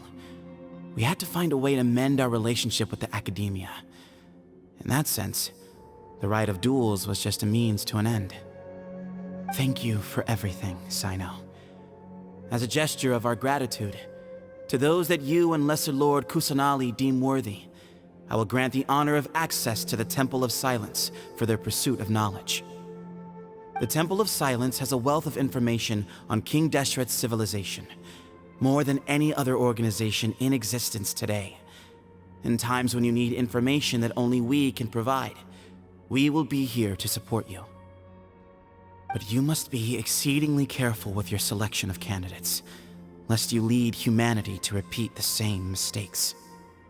By the way, Tighnari, my grandfather was so happy to see you. You are a descendant of the Veluca Shuna, and we are the heirs to the will of Hermanubis. The story goes that King Deshret chose the sage Hermanubis from among the Tighnarians and appointed him as his familiar. He went on to fight many valiant battles with his Tighnarian companions. They always stood by each other, from the founding of the Temple of Silence to the fall of Tuletula. The Tighnarians who left Tuletula joined their human counterparts in the rainforest. A few centuries later, when some of the group returned to the desert, many of the Tighnarians chose to stay and put down roots in the rainforest. In all likelihood, those were your ancestors. How fascinating. My father once mentioned that I was named after the Tighnarians, but I never knew that my forebears had such a history with the Temple of Silence. I like this story. By the way, has anyone seen Cyrus? Yes, Cyrus. You'll probably find him in my grandfather's room. He wouldn't show it in front of me, but I think he still has many fond memories of my grandfather. If it's true that you and your grandfather really planned for everything to turn out this way, then I guess he didn't really resent Cyrus as much as he appeared to. Who knows? Perhaps all of us, you, me, and Cyrus, we're all just pawns in my grandfather's plan to set things straight. He was awful like that. Someone's got to make the decisions when history is at a crossroads. I will make a detailed report on all of this to Lesser Lord Kusanali, and arrange for an official delegation from the Academia to come and meet you in the desert. I'm sure you'll have lots to attend to in the days ahead, but once things return to normal, please come and visit the rainforest again. You should stay for a few days this time, and start to build some relationships. If we're going to work together, both sides have to get to know one another better. I will. All right, well, bye for now, everyone. I'll be seeing you. See you soon. Come hang out with us anytime.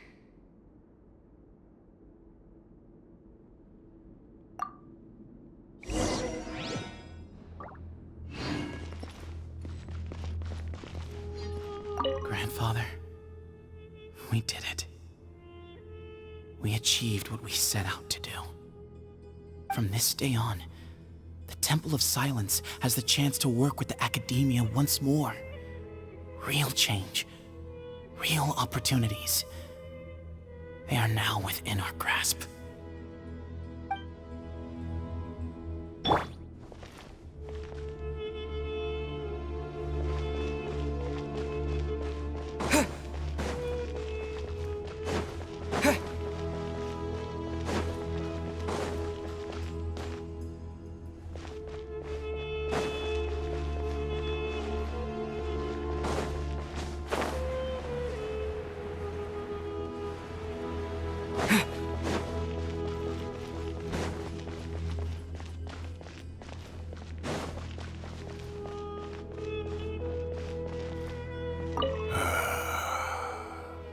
People of the desert are stubborn folk, fiercely loyal to their heritage. Even if it means suffering years of hardship and pain. Oh, you said this yourself. But why did you feel the need to go this far? You never were the fearsome leader you made yourself out to be, Bamoon.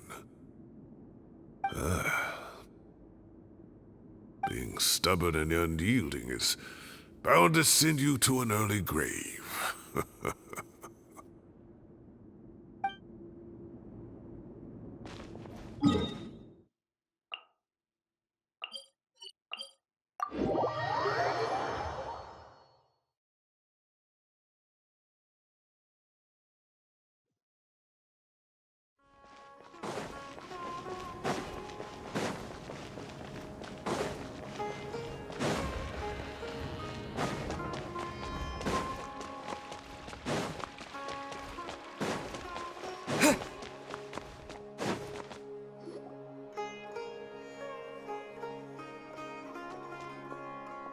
What were you thinking gallivanting off into the desert alone at your age? What if you take the bucket, You told not a soul what you were up to, designated nobody to handle your affairs, and left everyone scrambling frantically to try and figure out how on earth to clean up the colossal mess you'd made. Oh, please, will you stop your yelling? What other choice did I have? What do you mean, what other choice? Do you mean to tell me that after all your years of learning, and sagehood no less, the only idea you could conjure up in that white-haired walnut of yours was to shoot off into the unknown like some hot-headed 20-year-old adventurer? A one-man suicide mission, That's the best idea that one of the finest minds of a generation could come up with, is it? It astounds me that you survived the journey, and you're lucky that Ba Moon didn't finish you off when you arrived. All right, all right. Honestly, the way you're going off on me, it's like you wish you'd been there to lend him a hand. Does it mean nothing to you that I'm your colleague and former classmate? I've got nothing more to say. What's the point of berating an old bag of bones? What do you mean, bag of bones? I'm a flesh and blood hero who, despite his old age, saved our General Mahamatra from being stripped of his powers. Okay, look. Fine, I admit it, I was in the wrong. How can I make it up to you? What about, a month's work at the Academia? 1 month? Try 3. Inari's master is really laying into Cyrus. Let's give them a wide berth.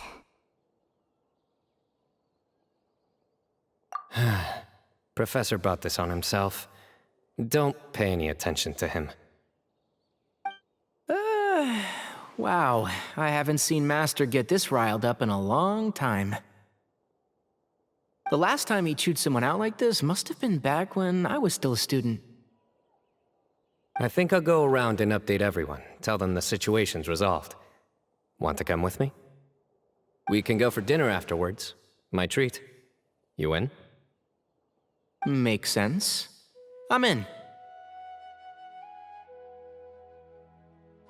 Hyman's coming too! Let's go!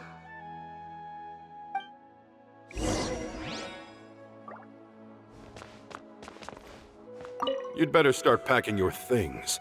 Report for work first thing tomorrow morning. I'll be waiting for you. What about my allowance? Oh, and his lunch covered. How about dinner? Don't push your luck. Let's not forget who is compensating whom here. Hey, man's gotta eat. Help me figure out something for lunch at least. I'm counting on you.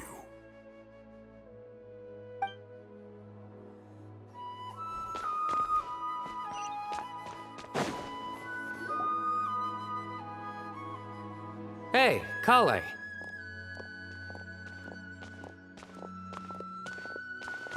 You're back! Well, look who we have here. Would you mind explaining to me what has been going on this past few days? I heard you all ran off into the desert and got embroiled in a major catastrophe. All taken care of. That does not answer my question. How could you be so careless? That goes for you as well. Yes, and you too. When you run into problems, you really ought to ask for help, you know? I've been around the block. Don't you think it would have made sense to involve me? And let's not forget, I know the desert like the back of my hand. Now would not be a good time to attempt to argue with Farazan. You're right.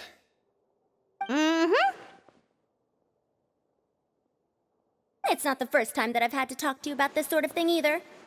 You need to learn that there are times when the right thing to do is get a more experienced member of staff involved. Do I make myself clear? Because if you don't, Kale, please do something. He's giving me the signal. All right, guess it's time to play my ace in the hole. Say, Madam Farazan, I can see you're pretty upset, but, I was just wondering, remember that time you offered to give me a tour of the academia? Does that offer still stand? Huh? Wait, did I hear that right? Kale, you remember? Wonderful. Well, of course the offer still stands. Come on. Madame Farozan will show you around the old classrooms.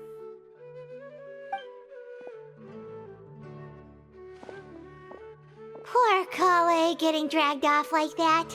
Also, check out Farozan acting like some sort of official academia tour guide. Kale! Cup. Huh? What? Oh, right! What do you mean, cup? You need a cup. I can get you a cup. Oh, it's nothing. Just Master's way of reminding me to stay hydrated while I'm out and about.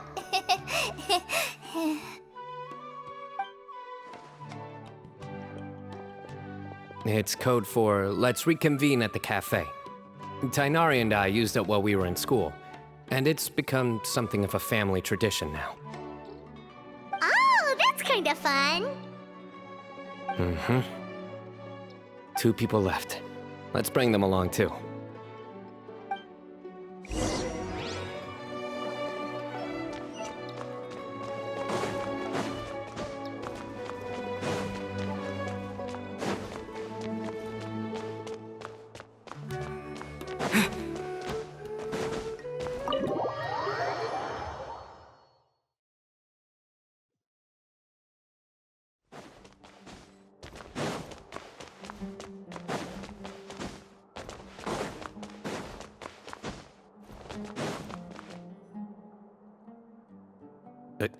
Am I hallucinating?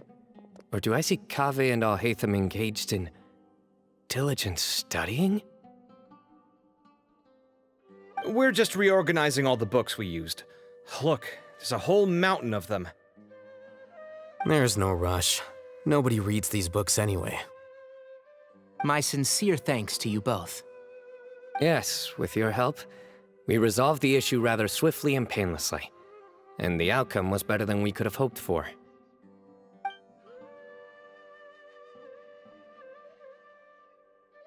I see. The Temple of Silence resorted to rather unique means of self-preservation. It explains how they managed to remain hidden for so many years. And it sounds like they managed to preserve a whole load of ancient documents as well. I'd love to go check those out if I ever had the chance. That day will come. The Temple of Silence is a hugely important organization, and we'll be sure to maintain good relations with them in the future. Now, as a token of my appreciation, I'd like to treat everyone to coffee. Sounds good. Yeah, sounds great. Although after the last few days, I don't know if I can handle another coffee, but I can just order something else. Sure. Let's go.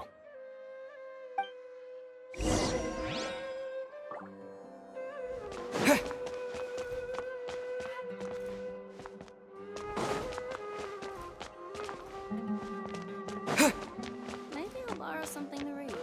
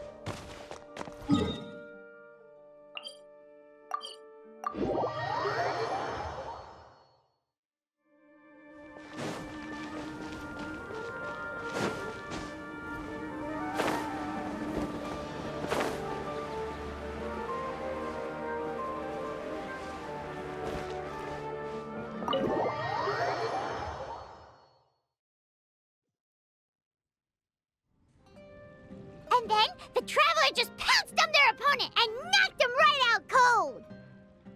Then there was Tighnari. He put up an amazing fight too. We ended up winning all 3 bouts. Whoa! Part of me wishes I'd been there to see it, but I'd have been biting my nails off worrying about you guys. A truly edifying account of the events. Bereft of detail, but it has livened up the room all the same. Hey, Paimon included all the juicy details. The Traveler just pounced and then waved their sword like this, then spun around and blocked. Despite winning 3 bouts in a row, you still ceded the position of leader to him. That's very dignified of you, Cyno. Of course. Being dignified comes with being a true champion. I got to be a champion too for once. I've not sparred much with desert folk before. It was a pretty unique experience. Yeah! Huge place! It felt like something right out of an epic poem! Imagine this. It was like there was... Maybe save that one for later, Paimon. Dessert's here.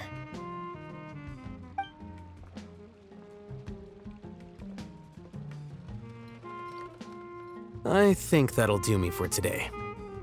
Shall we stop off at the House of Dana again before heading home? We should probably finish putting all those books back. My thoughts exactly. See you around. I should get going as well. See you all later. Make sure you get some good rest tonight. I need to go say thanks to the Core 30 for their help. Also, Sir Nephis says he wanted to introduce me to some of the Academia's work processes. So, I gotta dash too.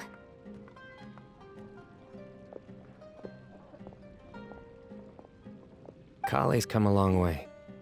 She's much more confident at dealing with other people these days.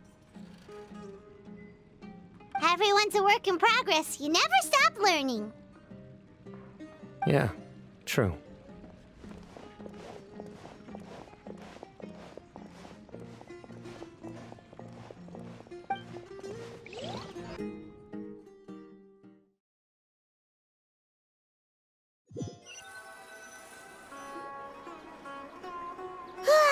That was good. It feels like everything's finally wrapped up now. Life is all about these moments when you can finally relax and hang out with good friends after a job well done. And also, those desserts Cyno got, they were really good. Paimon definitely needs more of those in the future. Do you 3 have anything planned for the rest of the day? If not, would you come somewhere with me? That's a secret for now. Wouldn't want to spoil the surprise. Okay, I think I can guess what you're talking about. It'll definitely be a nice surprise. Well, now Paimon's curious. Come on, let's go.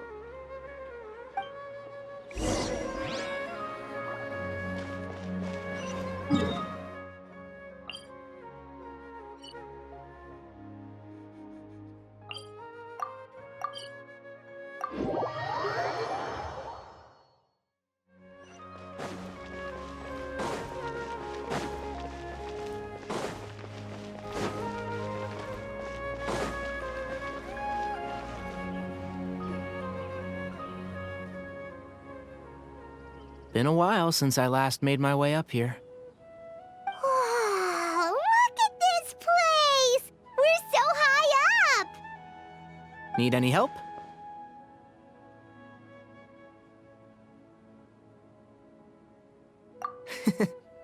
As you wish. That's a nice spot, isn't it? What a great view! We're so high up, we can see for miles! Traveler. Turn around.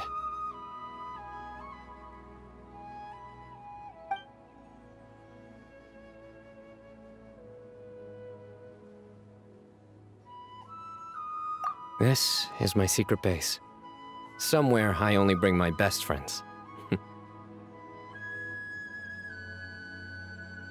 When I was a student, I used to slip away and climb up here all the time, just to clear my head.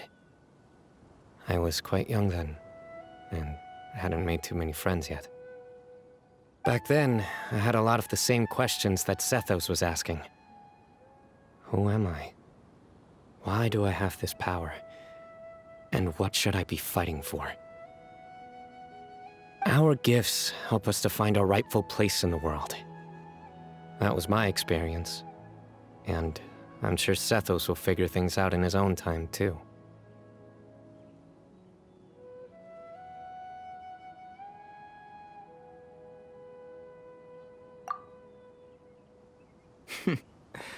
You two really are like brothers.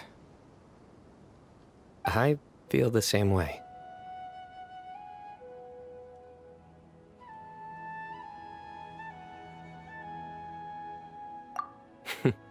Of course. I see no need to be humble when it comes to the facts. I still remember one time when we came up here to chat and do our homework. Cyno accidentally dropped a fruit. Luckily, he has fast reflexes, so he caught it just in time. That was the one and only time. Nothing will ever slip through my fingers again. Those were good times. I kinda miss the student life. You know, Paimon really shouldn't be able to imagine Cyno doing something like that, but for some strange reason, the mental image is coming through clear as day. Then make it stop. There's somebody there. It's Professor Cyrus. You guys carry on without me. I'll be right back. Okay. Huh? Hey, you're not supposed to jump down! Be careful!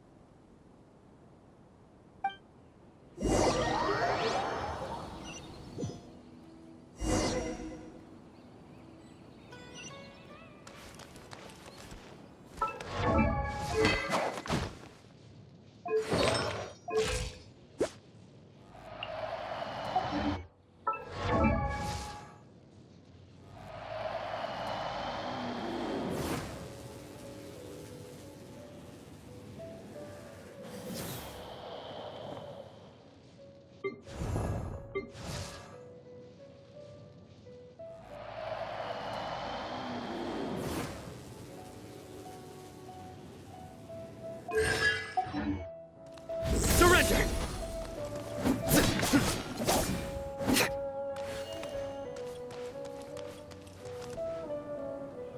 Oh my days. I can't believe how stupid I look in this one. Professor, what are you muttering to yourself about? Cyno. Ha! Just the man I'm looking for. Guess what I found in some old notebooks? Some old photos?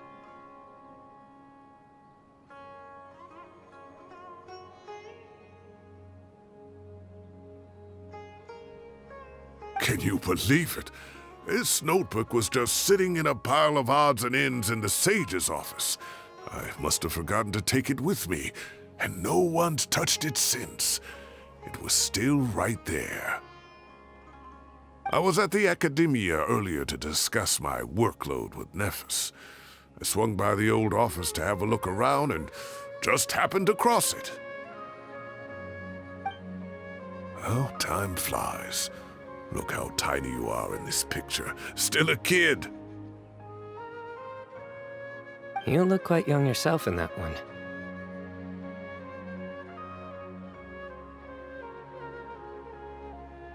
Ah, it's this one.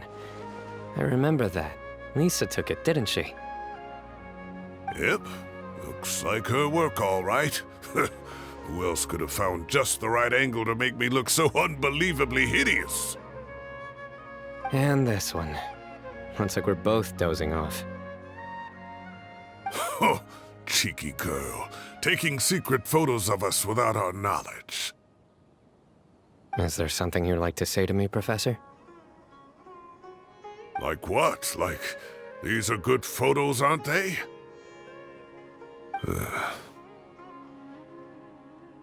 Hey, at moments like this, I hardly know where to begin. I can't pretend I'm a good person. Bamoon had every reason to despise me. And well, so do you if you feel the same way. Don't be ridiculous, you old codger. Is that not what you wanted me to say?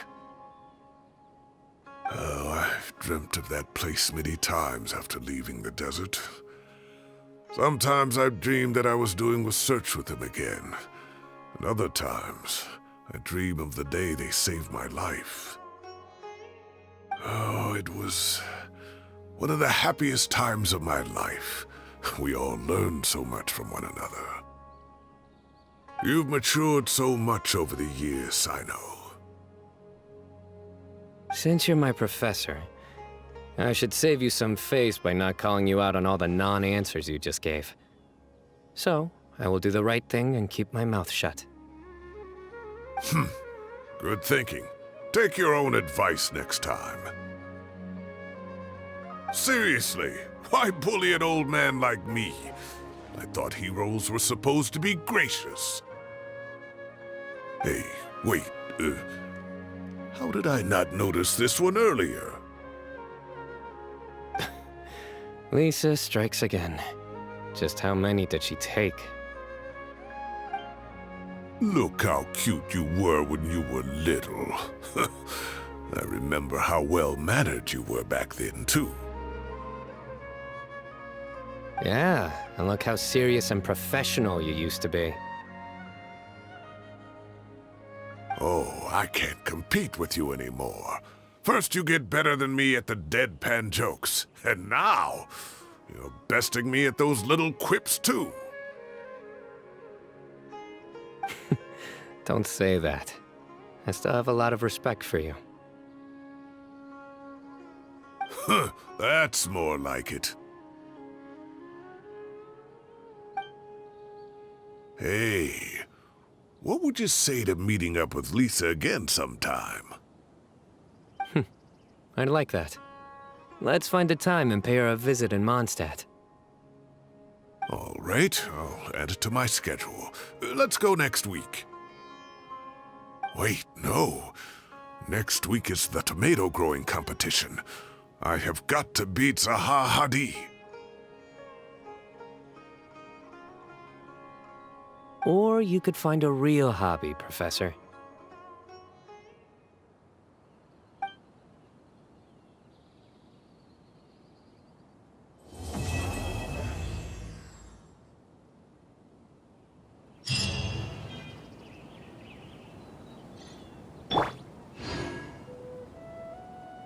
Great view today. This atmosphere calls for a joke out of left field, to catch the listener unawares.